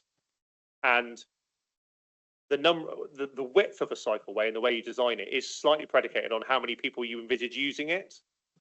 And the east-west movement isn't the primary one. The primary one is actually to the south. And so actually routes through the public open space areas to the connecting our garden community routes that take you out of the site has been where most of the attention has been. However, you know, we do believe that the width of this and the treatment of it will work reasonably well. We do obviously then have two other routes, one along the northern boundary, which is more of a sort of hogging path, but will be very suitable for recreational cycling. And there's also a desire, I think on this plan, I think you were referring to this one, which has got the orange or yellow path sort of coloration here, which shows a street that encourages on-street cycling, because it's right at the periphery of the development. These will be very low trafficked streets, and we believe that actually putting cyclists on those streets will be perfectly suitable to get them through the development in that direction as well. Well, I think the future one, I was just trying to look at it here. There's only one yellow arrow, and that seems to be going up north on the retained part of Rectory Road. And I think all that sort of suggests is that there is a route along the remainder of Rectory Road to the wider countryside. I can't see any other yellow markings at that key, which is this one that you're looking at, this one here, future pedestrian cycle route. I can't see any others that either haven't been secured in the Section 106 agreement via the Westing Way, the main access, or through Corkscrew Lane. The only one I can see is this one here going up here, which would be a sort of countryside route. Which I think future is probably ill-advised as a descriptor for that, to be honest. It is a route, you know, it's a future route in that it will be delivered in the future, but that's probably as far as the description really goes. So to talk about sustainability, I mean, again, we're in this sort of transition period between an old local plan, ever improving building regulations, climate emergency, and a new local plan where a lot of this stuff needs to be resolved. And so developers have their own corporate objectives to move the dial on in the way that they see fit beyond building regs as a sales item. But it is very difficult for us to mandate these things. The other thing to bear in mind is that this design guide will be approved at a point in time. This might be still guiding reserve matter applications in 10 years' time. And therefore, we might be talking about all sorts of different things by then. And actually, by saying now we want to shake hands on a deal as to what's being provided, that all might be obsolete in 5, or it might be obsolete next year if Future Home Standard comes in and we're aspiring to something even more, or our local plan takes us to a much higher level, or building regs, change again. So I think I'm comfortable with the aspiration that's been put forward. They're showing that probably to meet current building regulations, they will need to provide either solar panels and air source heat pumps, plus their fabric first approaches that they all do anyway. And plus, they're operating in a market where, most of the house builders are doing this now. So it becomes a sort of competitive thing that it's the thing to show and do. So I think it's the right balance. And, I think building regs will lead us, and Future Home Standard will lead us to the position that we want to get to. There was reference to car club. Now, again, car clubs are relatively recent things in Somerset, and effectively we've missed the boat through the 2019 approval to secure monies for a car club. So the approach that I'm taking is to try and factor in car club parking spaces within the development, but then a critical mass of interested parties or a council-led project comes about that means that we can then go and put some car club vehicles on those spaces. So if I try and provide the infrastructure, the actual club itself will hopefully come in the future. There are other sites such as Monkton Heathfield, which I'm dealing with, where a car club will be funded through the development and spaces are being provided. It's just some of these older legacy sites don't have that 106 requirement to fund a car club. So what we'd be relying on is a commercially viable car club wanting to locate at the site because they feel there's enough business there. It's commercially viable for them to do so.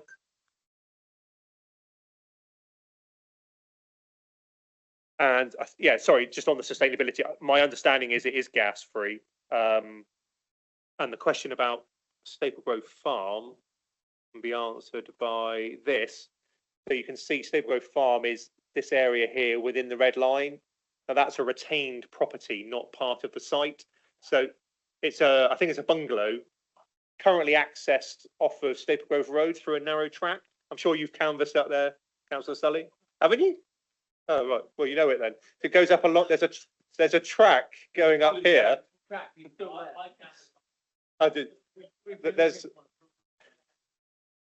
There's a track that leads up from Staple Grove Road up to the bungalow, and that farmland that is either side of the track is being proposed to be accommodated within the development, albeit it is currently under a separate ownership. So that ownership needs to resolve itself before it does actually come forward.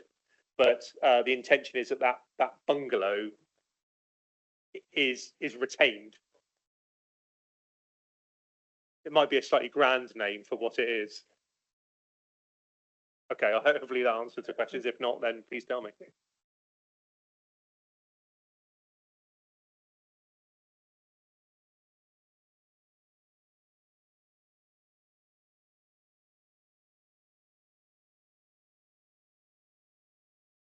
Yeah, just to pick up on the public art point that Habib made. So in our design guides for Taunton and the SWT, fag end of SWT, these were issued, there was sections on public art. So I'm like, oh, I wonder why there wasn't anything in this design guide. I had a quick Google, and Bloor clearly do public art projects on new estates that they've built elsewhere. So I just out with this, I don't know, just be interested to know what if they have any plans in that direction, at what stage. I mean, it can really help with placemaking, and it's not necessarily let's have a statue or let's have a mural or something like that.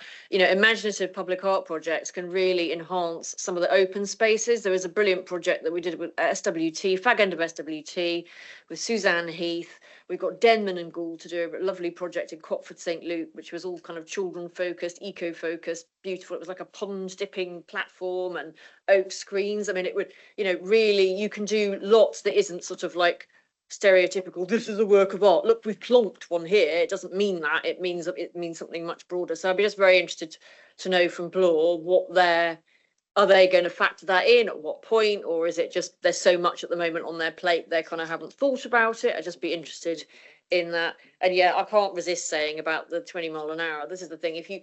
Somerset, we seem to think that it's a good idea to shove cyclists on pavements and then let cars, well, apart from that when there's roadworks, go at an inappropriate speed. So I think you will get them going vroom, and then slowing down, vroom, and then slowing down. And that's what will happen if you have it at 30. And that's not a livable street environment. That's not garden towny enough for me. So I hope that will be maybe at some point looked at again.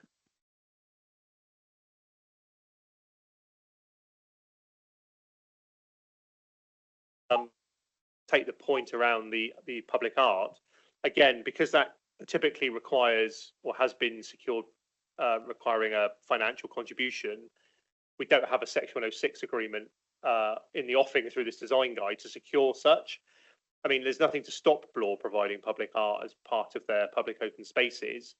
And I have tended to find, as I have at Orchard Grove, that these things, whilst not secured at outline, are best delivered when you have a piece of open space in front of you that you're trying to design and say, well, actually, can we incorporate something into this? Because as you say, it isn't about a one-off expensive piece. It can be something very subtle. It can be low cost. It could be virtually no cost, depending on the approach you take.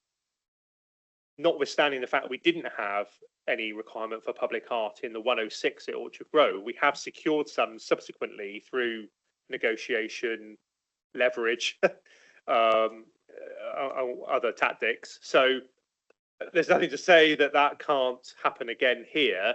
I will invite Blore to add something about public art, and you will be able to detect what they responded with.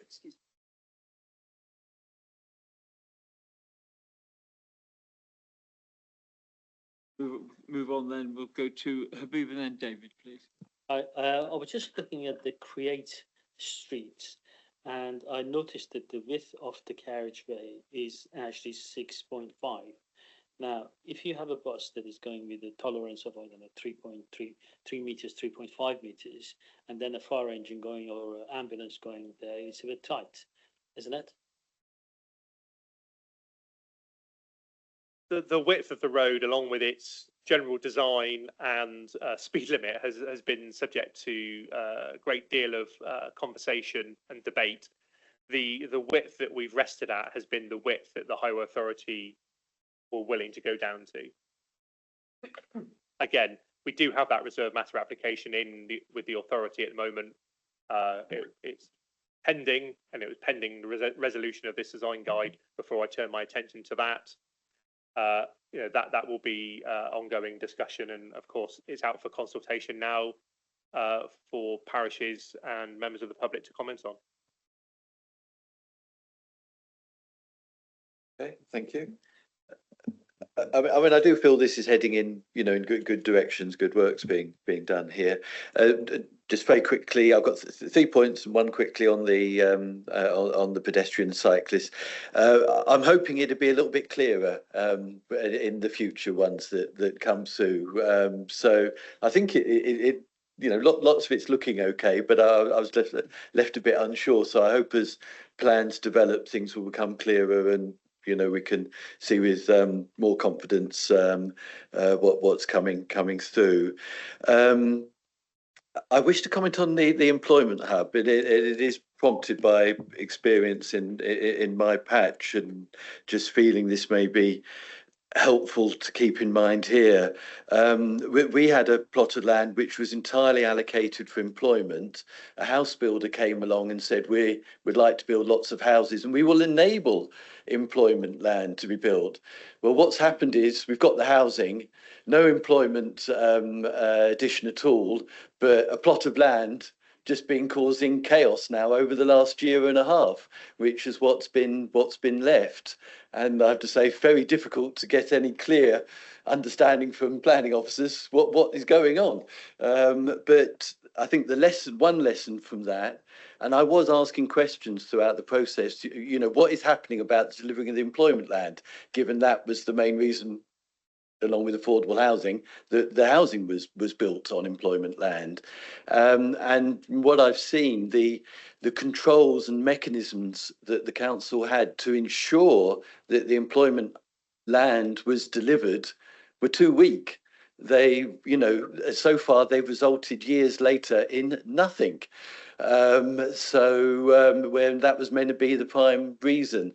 So I would urge, make sure, especially if it's a different deliverer, which is what we found as well. The housing builder didn't want anything to do with the employment land and then sold it on as soon as they could.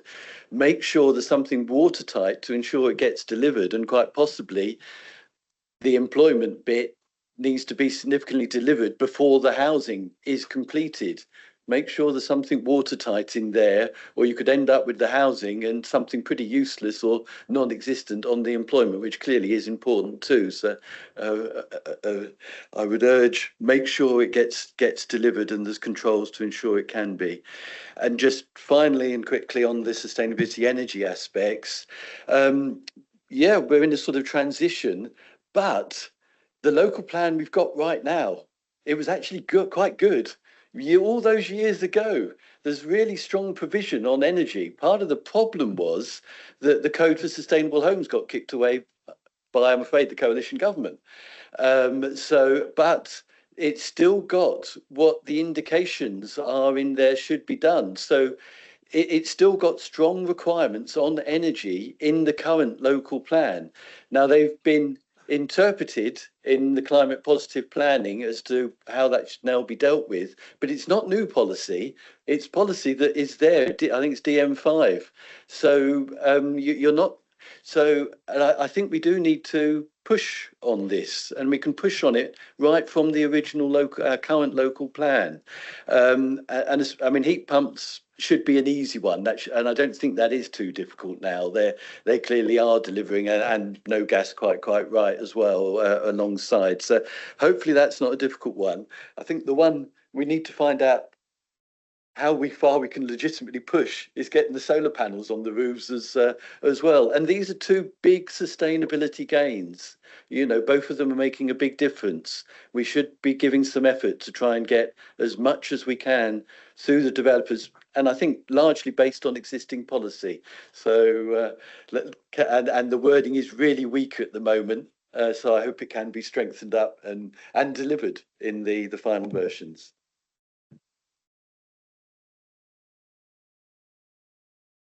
Thank you, Mr. Chairman. Sorry, I thought there were others before me. What it is to try and improve what is already a very good plan. But you're missing one thing. We've got a climate emergency. Everybody's agreed to that. You know what a hot summer is like. You've lived through it in '76, perhaps, and you've lived through it again now. Okay. My apologies. But the point is, you can so easily make a desert. Now, if you've got some water about, you can generate a microclimate. There is nowhere on this site that does that effectively. So what I want to suggest to you is that, A, we should have that in our garden town guidelines for future, that we can keep standing water about sites, because without it, you will make a desert in hot summers. Now, it's too late to necessarily put it in here. That I accept. So a way around it is to future-proof it a little bit, perhaps. When you've got your attenuation ponds, is it possible to make sure that the pipe runs for the outlet don't run under the middle of the pond, that they're to one side or something like that, allowing perhaps an innovative maintenance contract or town council, whichever it might be, to come in with a slough and deepen the depth of that attenuation pond, allowing 18 inches, 2 foot of water to be held there. It serves two purposes. One, to make that microenvironment, and one to compensate a little bit for all the houses and the roads where the water does not percolate back into the ground. I know we're not causing flooding, we hold it and send it off at the appropriate rate or less than it would have done if it ran off of fields. But we're not letting it go back into the ground to replenish our aquifers. So just by moving perhaps pipelines, you could enable that work to be done at a later date. Or otherwise, I think it's a jolly good plan. Okay, thank you for that. Carol, you wanted to come back, Member B? Just 2 points very quickly. I believe the Code for Sustainable Homes was scrapped once there stopped being a coalition and the Tories went it alone. I believe that's the case. And on the employment hub, so when employment buildings are built, so Coal Orchard is a classic example of this, and they're just sort of sat empty. I mean, I don't know when they'll get built. I don't understand what the deal is with the employment hub. I would just drop in the idea that in order to make a place live and to ensure that buildings that are designated for employment actually get used for employment, that you want to design them very flexibly to be like affordable small units, very, very flexible layout, so they can be rented to affordable, you know, startups and stuff, and maybe build in provision for pop-ups as well. There's huge demand for pop-ups. So, and you can have a range of things in there. Charities can go in there, artists can go in there, and then you might have somebody who's just testing the waters to see if their business idea is good. So I just throw that into the mix. Thank you for that. I've still got Stephen and Habib, so I'm going to go to Stephen first and then Habib. Thank you, Mr. Chairman.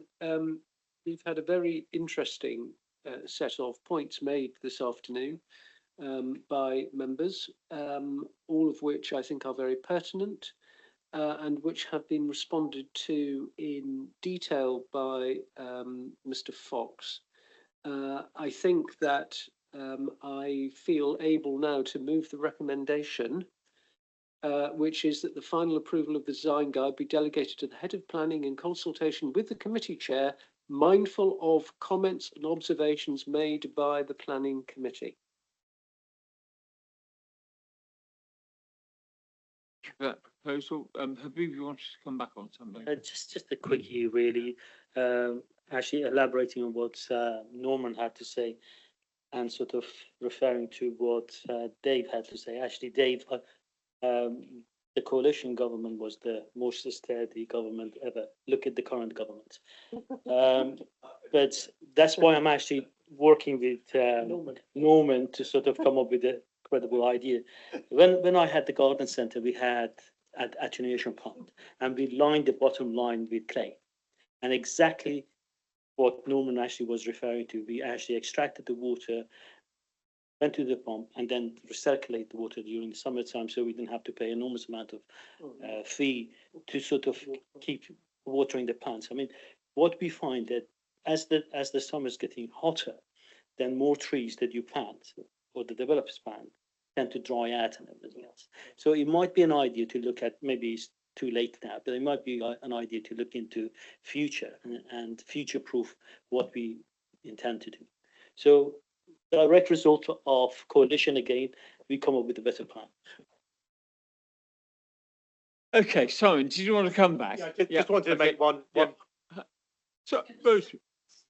Oh, right. Thank you, Rosemary. I'll make a note of that. Thank you, Rosemary. Simon. Just wanted to wrap up and sum up about the employment land, because I hear everything that Councillor Mansell is saying.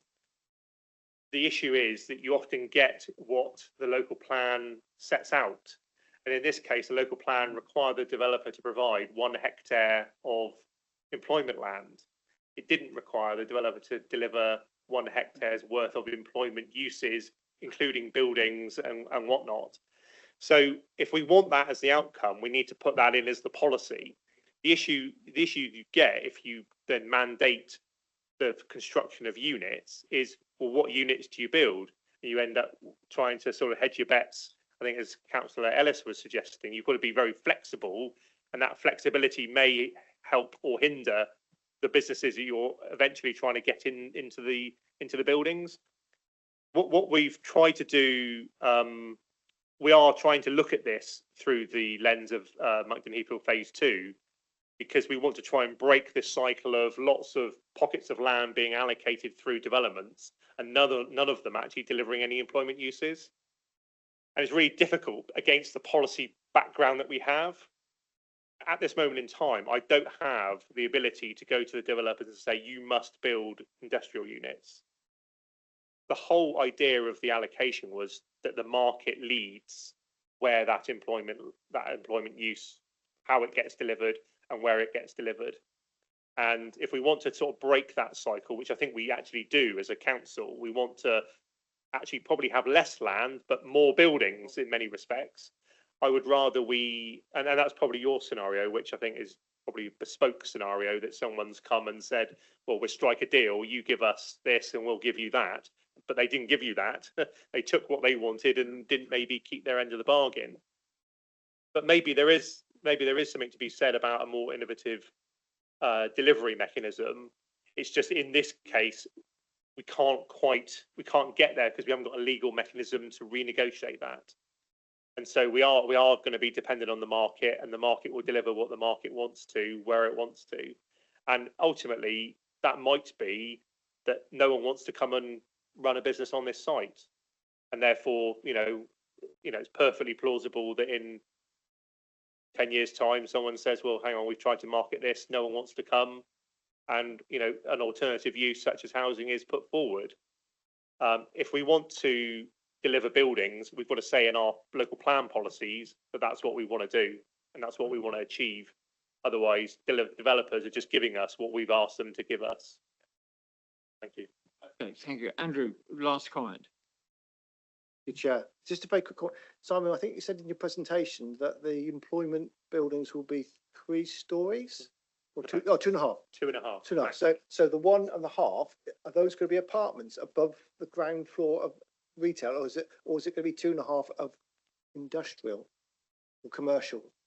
Well, I think in an employment context, story height just give you the height. It doesn't necessarily tell you that they're going to be 2 stories. They're just going to be 2-story in height. So it might be one large void. You see, if it's a workshop, for example, and you want to lift vehicles off the ground, it's not a domestic scale, is it? You don't have, unless it's an office, for example, you actually have 2 floors. A workshop might just be 1 floor with a through void.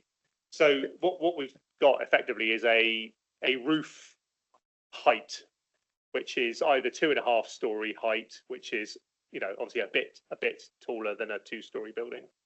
Because what they did at Norton Fitzwarren, which is quite clever, is that they put on the ground floor, we've got a doctor's surgery, vets, and above is apartments. Then the other side is there's going to be a pharmacy soon, opening soon, and there's a charity shop and a fish and chip shop. They've got apartments above it, but then the co-op shop is, like you say, the big void. It goes up high, so you can have a mixed use.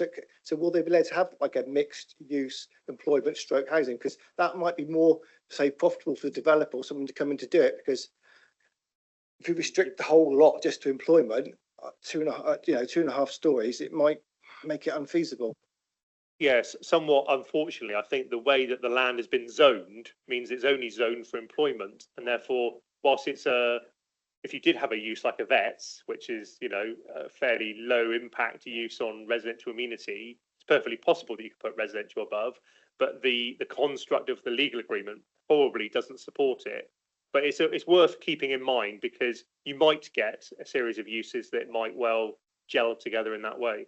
Can I just find, so there's nothing stopping then somebody in the future coming back, putting a planning application to do that, to say, look, it's not viable as all commercial, but we'd like to do a mix, commercial on the bottom and then residential on the first or second. Andrew, I like to think that we'd be flexible enough to look at that if a sensible proposal came forward. Yeah. Okay. So we've spent an hour and 45 minutes on this. I'd like to bring it to a conclusion. It's been proposed and seconded. Can I see those in agreement with the recommendation that final approval of the design guide be delegated to the head of planning in consultation with the committee chair, mindful of comments and observations made by the planning committee? Thank you very much indeed. That's unanimous. Thank you very much indeed.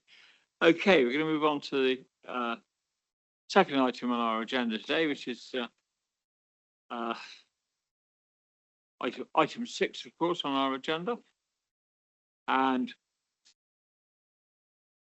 it's not the planning appeals, that's item 7. Sorry. I've looked at it in a minute.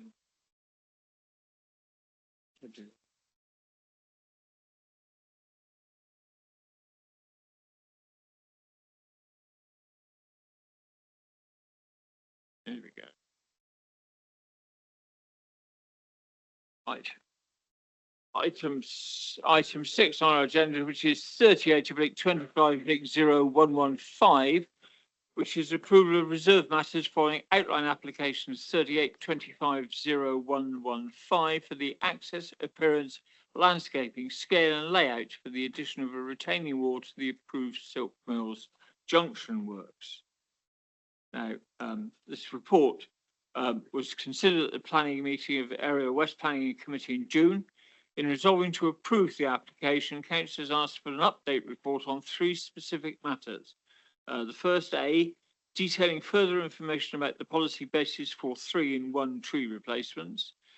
B, to understand how the traffic management elements of delivering this junction scheme will be carried out with the phasing, road closures and diversions, etc.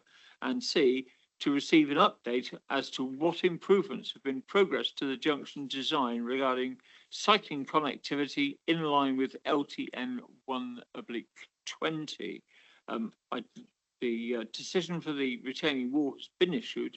This report sets out the approach to dealing with the matters raised by councillors, and due to time constraints in producing this report, will lean heavily on the oral presentation to be given. And the recommendation is that we note the report. I'd like to take the opportunity of thanking Simon Fox for producing the report.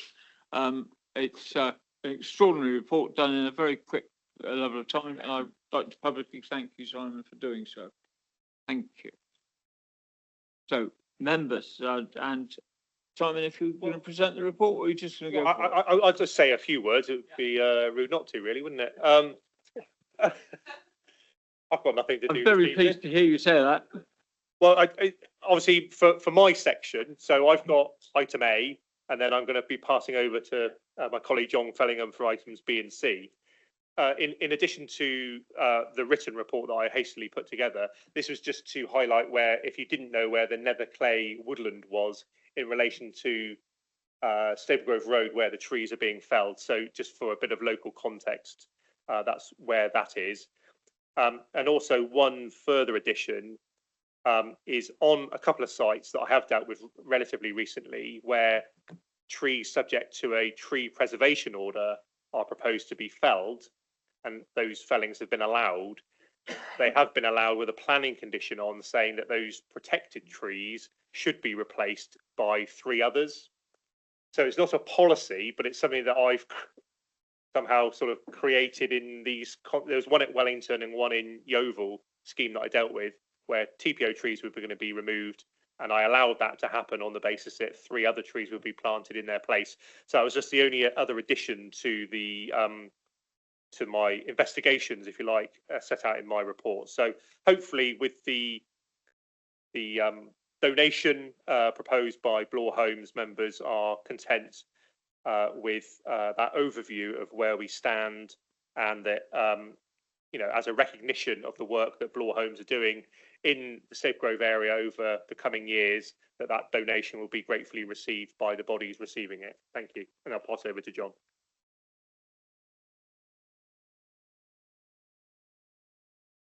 Thanks.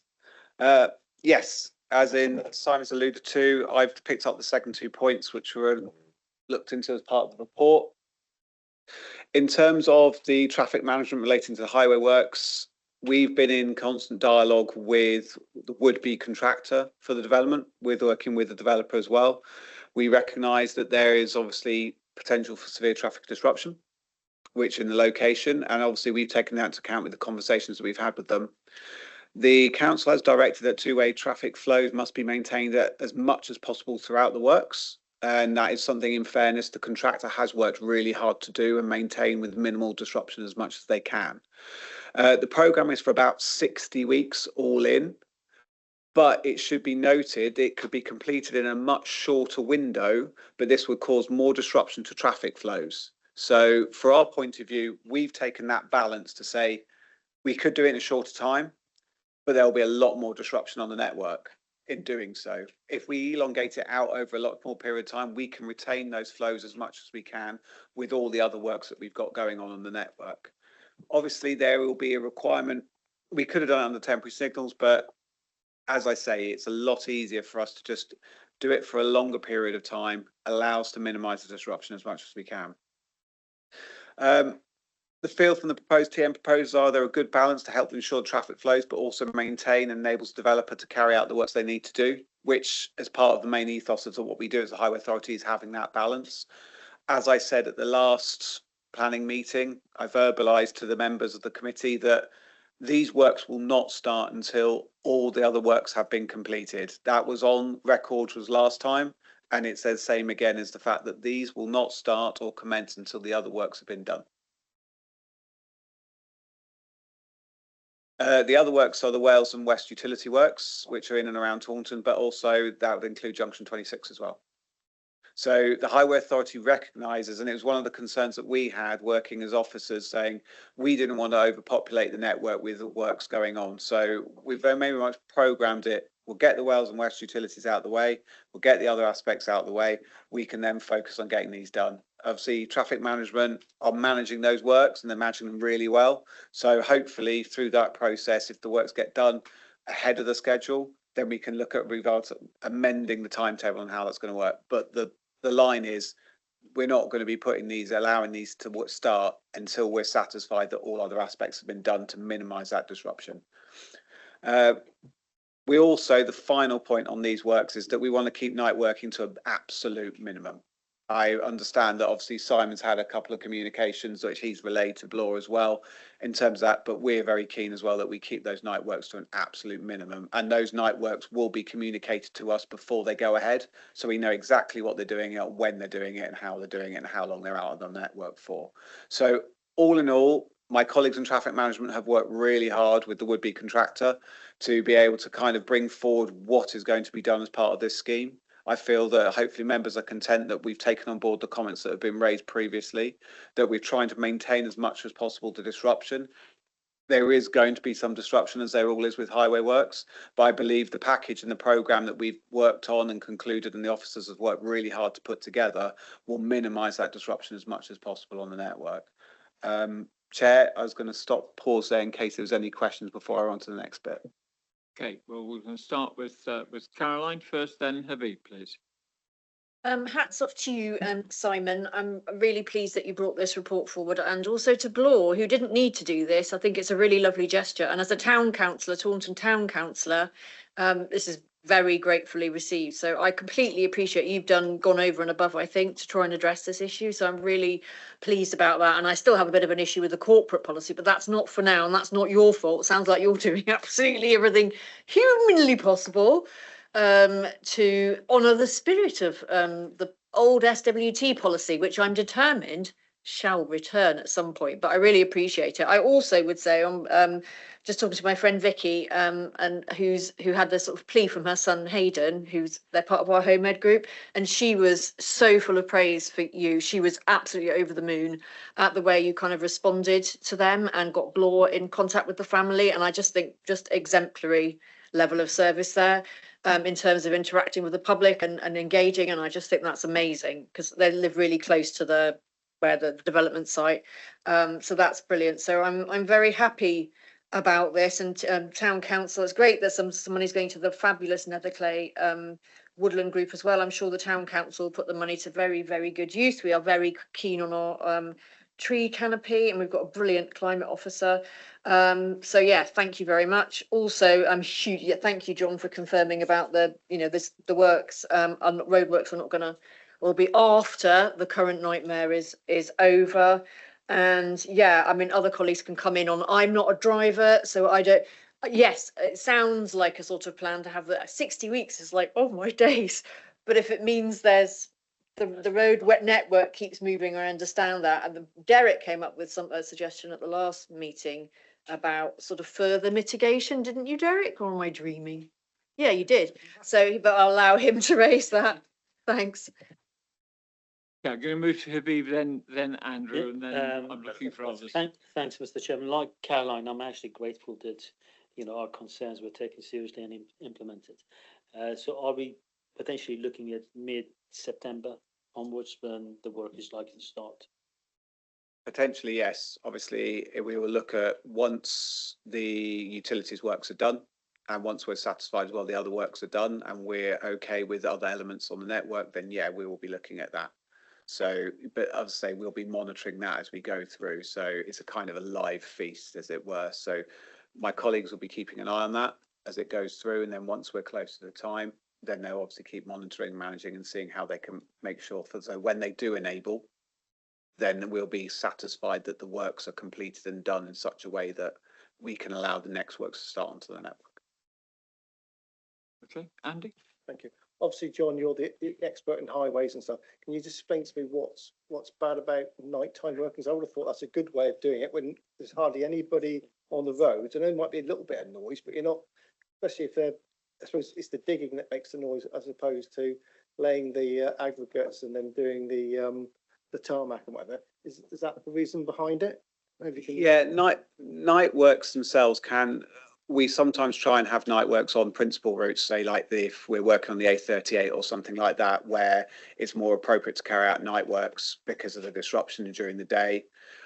In this instance, there may be some requirements for some night works, but we generally prefer that the works are carried out during the day, as cited that it's in a residential location. Having works carried out during the evening, you know, depending on what those works are going to be, can cause a disruption. There are some noise and vibration that you've talked about there. So we generally try on those routes is to try and keep it within the normal working day as much as we can, because it's just an easier way of managing the network. So, you know, it's just an easier all-round message that we can say is we accept that there might be need for some, but as I said, they will have to come to us first, communicate that first, so we know exactly what it is, for how long for, and when. Just to be clear, because it's going to be 60 weeks, so the traffic will be flowing both ways constantly. Is that a fair estimate, that it's not going to cause too much disruption to the network? Is that a fair estimate or not? As far as I'm aware, as I said, any works on the highway, whether it's these or any others, do cause disruption to the network. That has to be accepted.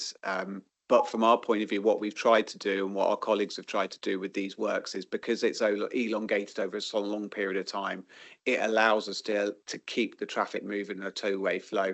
Obviously, it'll be, you know, narrower lanes and people will be working on carriageway, etc., etc. But we felt that the benefits of doing that outweighed a shorter, stunted programme, which would have meant that there'd been more congestion because we'd have had to use temporary lights to keep the movements of traffic going, which we looked at the bigger strategic picture of. Although that will get the works done quicker, the level of disruption that would be for the rest of the town would probably, on balance, not be the best way to go. So we went with a longer programme, but that programme allows us to maintain as much as possible free flow of traffic. Derek? Yeah, so 60 weeks is obviously a long time. I understand the idea of offsetting that with less intrusive works when they take place. You said no temporary lights. Is that at any point, or is it presumably be some point at the really sharp end of the works where there'll be some lights on there or not?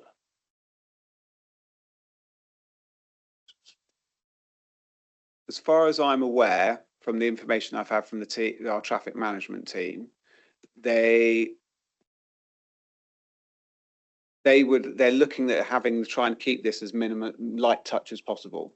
As well as saying into context that if we had to shorten the window, then we would have had to utilise, say, temporary lights as part of that, which would then obviously push, wait and stop and etc. and three-way lights, or however they would have done it. That's for them to manage. But we're hopeful that through this route, we won't need to do that, in terms of they'll be able to work on site through the programme of works that they can do.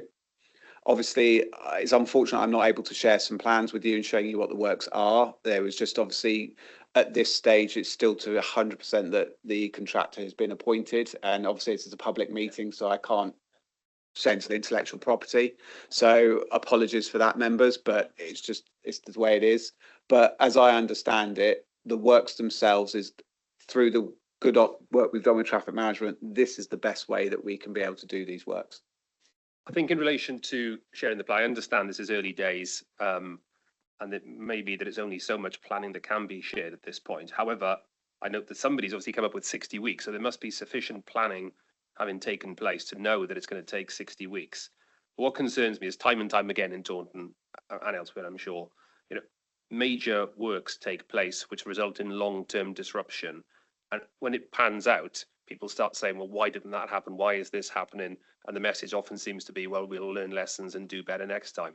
What I'd like to ensure is that we don't end up in that situation and that there is an opportunity to scrutinise the plans beforehand, if possible, but certainly as they go along. I do struggle to see, I totally agree that preserving two-way traffic along Staple Grove Road during the course of the works for as much as possible is clearly desirable. But obviously part of this project is to remove the roundabout at the top of Silk Mills and replace it with lights. So presumably when that happens, there's going to be a lot of going on and a lot of temporary surfaces and presumably some temporary lights as part of that process. One thing I'll just pick up on what Caroline referred to earlier. One thing I'm really keen to ensure that we think about as a council here, as a highways department, is that when we get to the real sharp end of this, when I fear that there will be disruption, inevitably will, that we look at the wider context here, because this is a site where, by use or encouraging people to use, for example, Bindon Road, Silk Mills and Bindon Road is a diversion route from the site of the new junction into the Staple Grove development. I appreciate that that diversionary route doesn't deal with the roundabout at the top of Silk Mills, but although some people in the room and some people who live there might not like this suggestion, I'd like some thought to be given when we get to the sharp end of that, of what the options are in relation to using Great Western Way and Collet Road to bypass the real sharp end of it.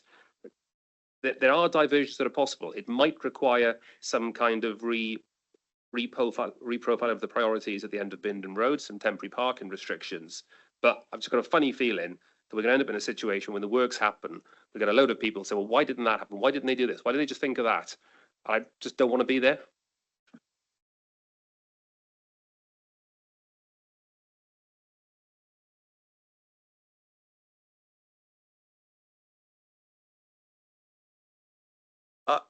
I understand where you're coming from.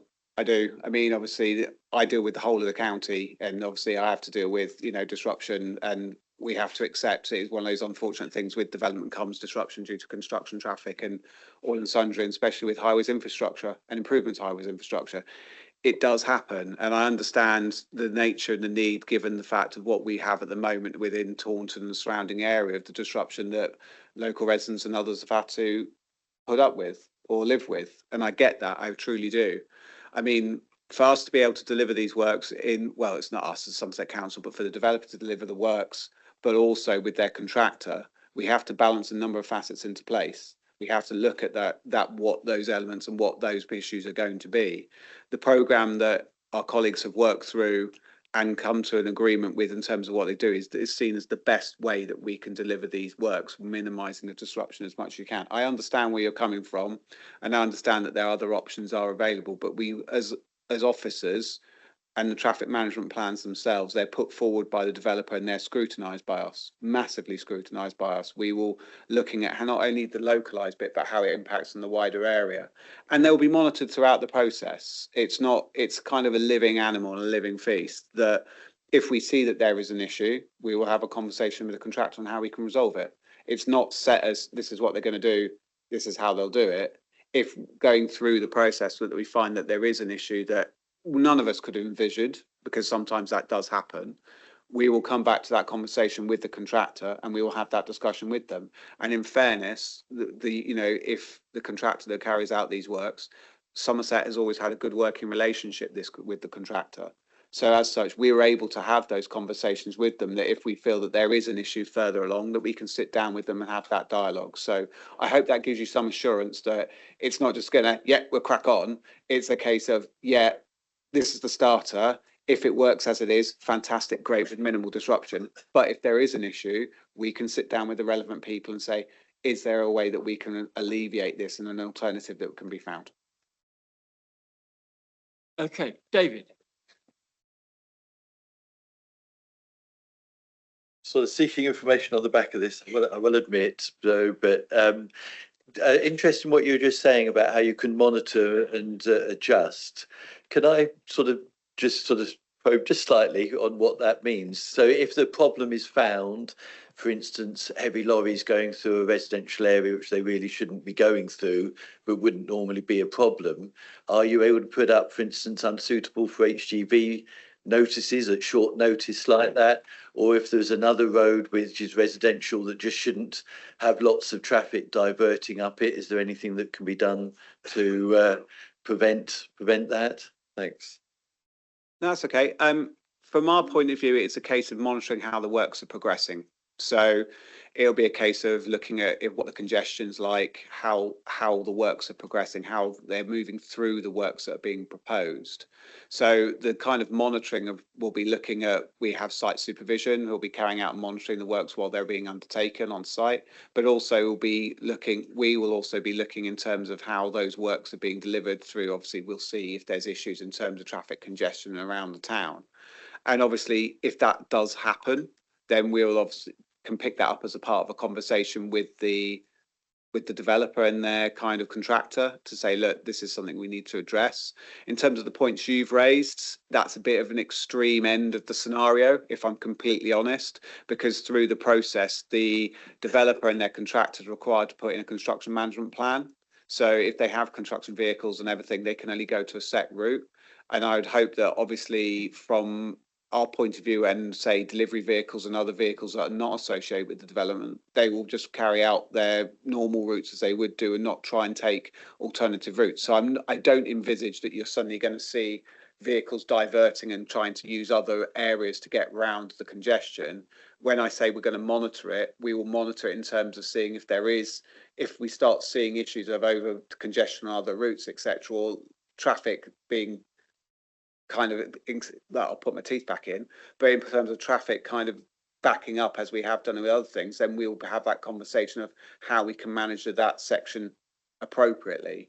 It's not, as I say, it's not going to be a case that we can suddenly jump and do other mitigation that goes with it, because obviously that would be something that the developer would necessarily have to look at, and we're trying to minimize that. What we've put forward and what the developer is kind of put forward is a program of works so they can deliver what they need to do while we minimize the impact on the network.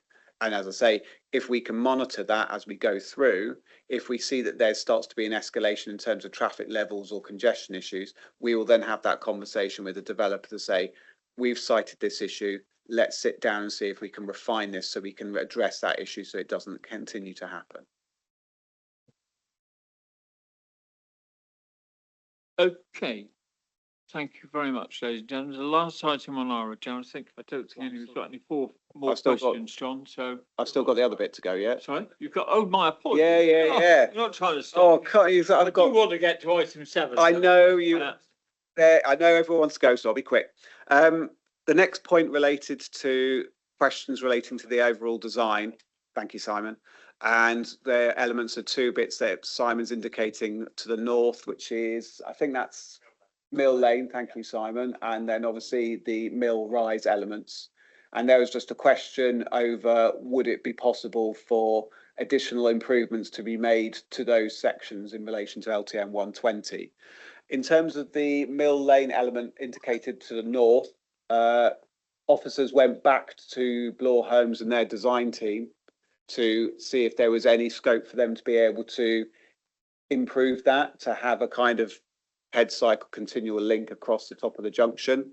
Unfortunately, through discussions and constraints of the lane itself, the developer wasn't able to accommodate the request. And in fairness to the developer, they did look at it in quite some detail to see if they could accommodate the request from the members. Unfortunately, they said they could not. Through the technical approval process and the discussion that they've had with our highways officers, we've discussed that element in terms of that narrowing and that crossing section, and we were satisfied with what's being put forward, and it has got technical approval. So it is gone through the due process of checking against all the national design standards, and we were satisfied with what they've approved and what has been proposed. In terms of the southern element of Mill Rise, obviously, as we talked about previously, because of the fact we've had to move the carriageway section over, they've had to truncate the existing kind of ramped arrangement into a set of stairs. To accommodate LTM 120, they've provided a staggered ramp arrangement that comes up. That's fully compliant with LTM 120 and fully allowed to be done. In terms of the question of could we just have it at grade, for us to be able to provide something at gradient along there, that ramp would have to go back a considerable amount of way beyond even where Simon is showing that red dot to be. And because of that, it would start to undermine the boundary walls of all those residents there. So there you'd have to look at retaining structures and other aspects like that. So yes, it would be nice to have a continual path up, but to meet the appropriate gradients of LTM 120, we would have to really shallow out that path, and that gradient would have to go a long way back, which would then undermine those boundary walls, and that would create more work and more issues along there. The other thing to add is as well, as you can see from the plan there are opportunities in terms of cycle usage to go around along Silk Mills and along and lead up with Bindon Road. So in our opinion, on balance, the scheme that's been put forward and has gone through our technical approval process is perfectly acceptable and perfectly deliverable.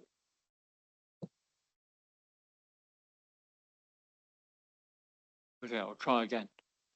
Thank you, John. My apologies for trying to curtail your chat. Okay. Thank you, John. Thank you, Simon, for that. I'd like to just bring Zach Elwood in to talk to us about our appeals. They're always fascinating. Stephen. I'd like to talk about it when Mr. Elwood has commented, if that's all right, because it's been such an ongoing feature of our planning concerns for the last 3 years, 4 years maybe, that I feel we need to draw some attention to. Thank you. We will.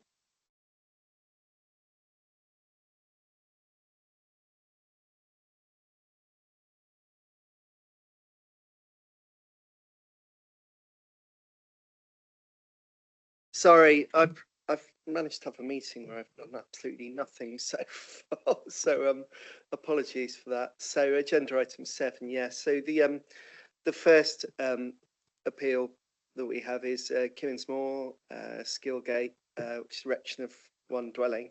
That was dismissed, and the cost application was dismissed. I mean, effectively, this. Oh, sorry, I'm losing my. Effectively,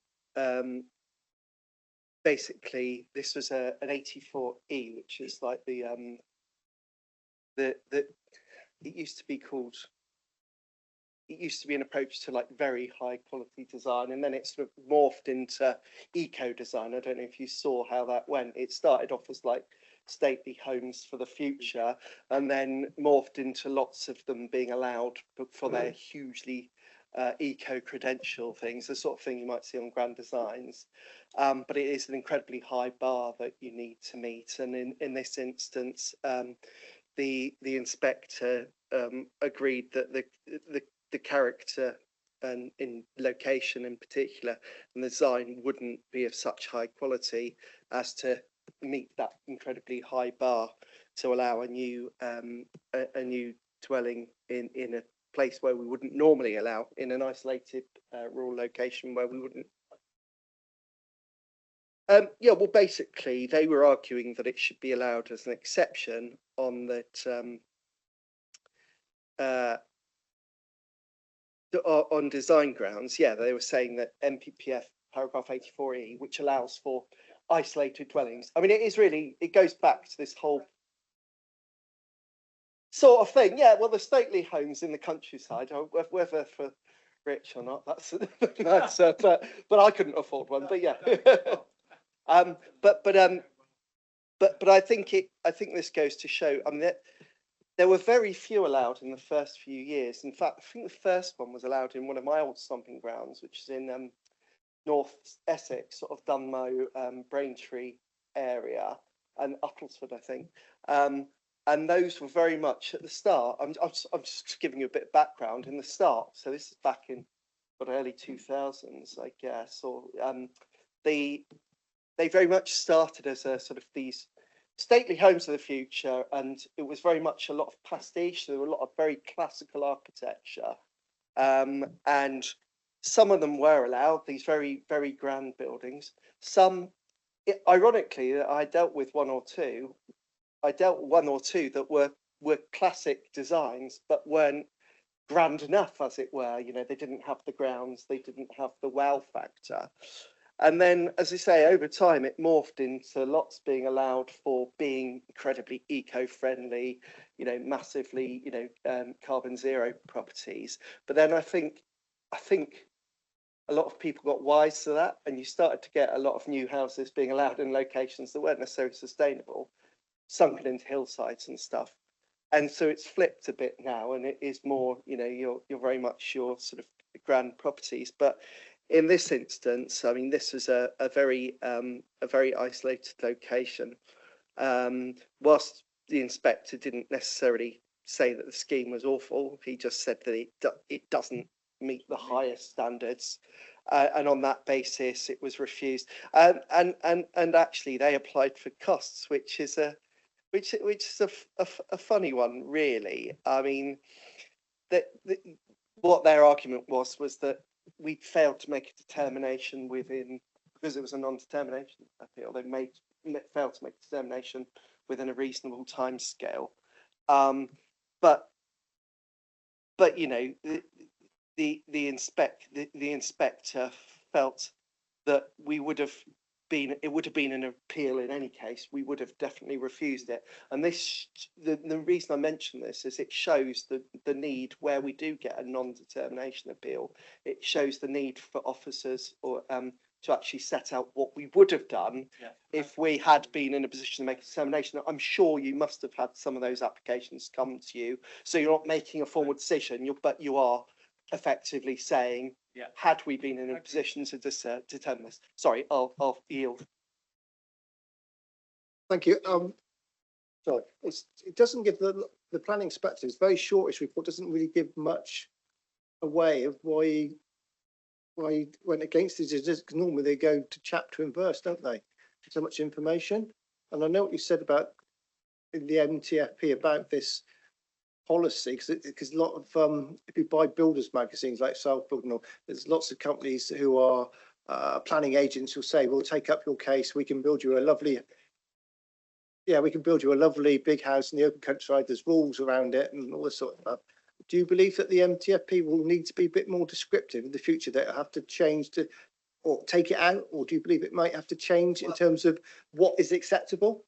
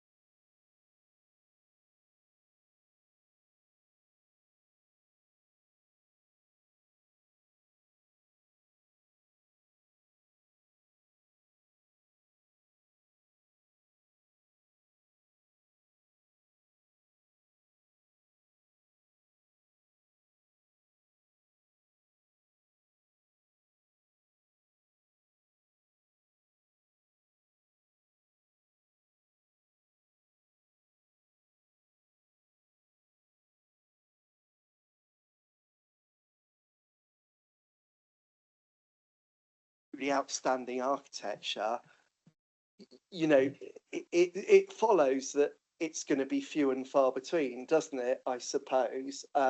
We had one. I mean, I do remember one that was a bit awkward because we had a design that someone had put a lot of money and effort into. This was in Chelmsford years ago, but the person who put it in was an architectural technician rather than an architect, and I'm not denigrating that profession, but for something to be truly outstanding architecture, my perception was it would have to be a qualified architect, and I did make that point, and it didn't go down very well with the architectural technician at the time. But I stand by that, because it truly outstanding has to be, you know, it's, as it says in the inspector's report, very high bar. Sorry. No, it is a very high bar, and I think that's perfectly appropriate. But I think a truly high bar is not the provision only of an architect. I think individual artists, individual technicians can be capable of designing something that has the wow factor. which is what they were looking for, something truly exceptional. Anyway, we digress, and I don't want to delay Stephen any longer. Stephen, you've waited very Sorry, patiently. don't worry about that, Mr. Chairman, but indeed, it was a John Gummer introduced it because he was anxious about the fact that the planning system was stifling the building of new country houses. Actually, some of them are of exceptional quality and are very, very interesting. And it has re-established a tradition in England, particularly, which was in danger of being lost.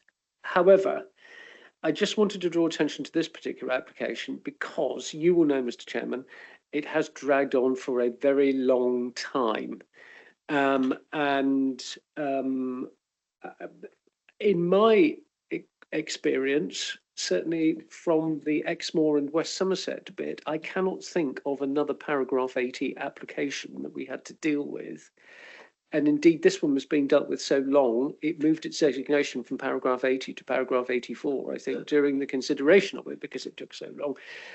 I don't want us to beat ourselves up too much, but you will be aware of the fact that it did really take far longer than it should have done for this to be considered by this authority. And in the end, the applicants, out of frustration, took us for non-determination on it.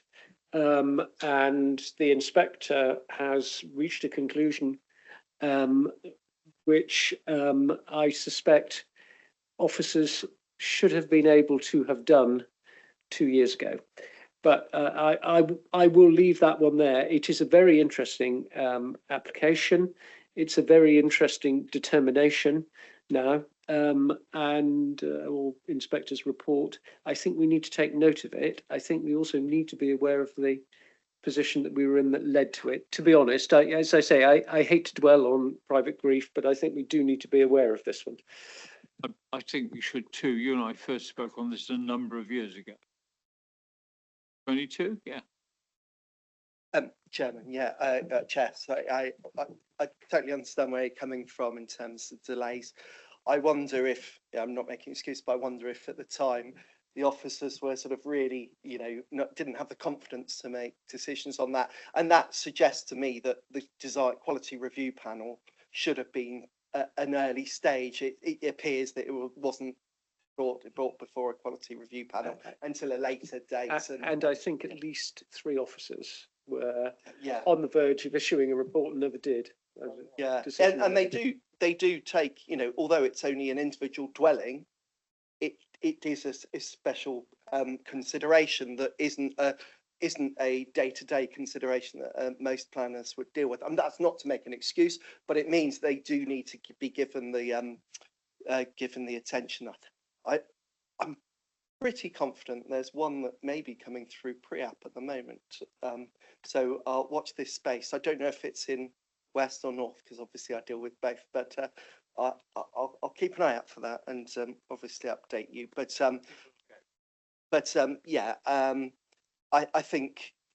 think the other interesting thing about it is the inspector has only considered the paragraph 84E.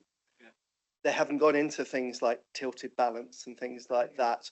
And I think that sort of shows that where you get one individual dwelling added to the housing need, it's not often going to be enough to outweigh it doesn't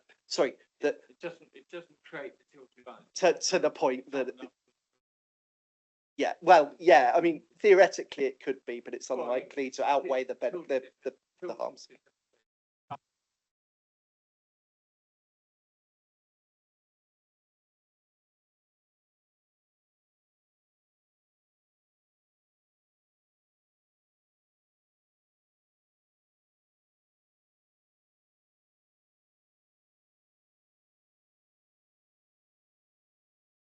So the next one, I don't know a huge amount about, but it was replacement of a non-illuminated advertisement, one of these 48 sheet advertisement displays with an illuminated one, which is a bit of a shame because that obviously makes them a lot more lot more prominent within the street scene and intrusive. Yeah.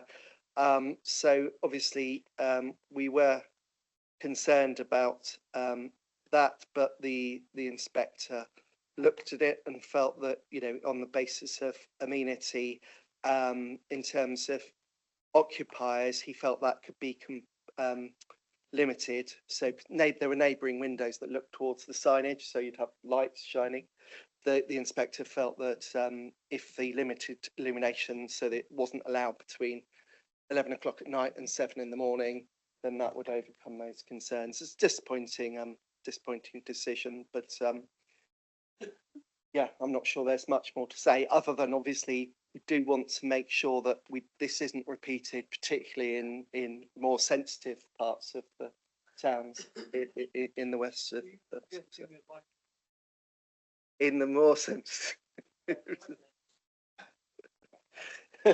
I'm not suggesting that for one moment, putting words in my mouth, but you know, I think it is something that we do need to, you know, we what I'm saying, I guess, is just because we lost this appeal doesn't mean that we should just throw the towel in and allow them everywhere. Sorry. There was one on the junction of Bridge Street and forget where it is, the other way, the third way. There was an application put in, it was turned down. It was a advertising board, something similar to this, wasn't it? They're going to put a nice little garden there. So, but did that ever go to appeal? No, it was just turned down, wasn't it, Simon? Is that right? Yes. Okay. Right. Okay. What? Good. Right. Good with it. We've got Right. that land now. We're getting. Right. Okay. Yeah. Great. The next one was in Bickenhall, Park Lane Cottage, 301 New Road. It's a fairly, again, and get no pleasure in this. Again, it was an appeal against non-determination application not made within determination not made within the statutory period. As I say, these are all things that I'm picking up and trying to take on board with Alison and Dawn. But the two considerations were character in the area and living conditions of the host dwelling. It's a fairly small scale development, but the inspector basically felt that there would be harm to both character and appearance and living conditions for the host. And so that was dismissed. And that's it. Okay, ladies and gentlemen, thank you very much. Simon, thank you. Being held back, right? Okay. Okay. Ladies and gentlemen, thank you very much. I'll see you all next month.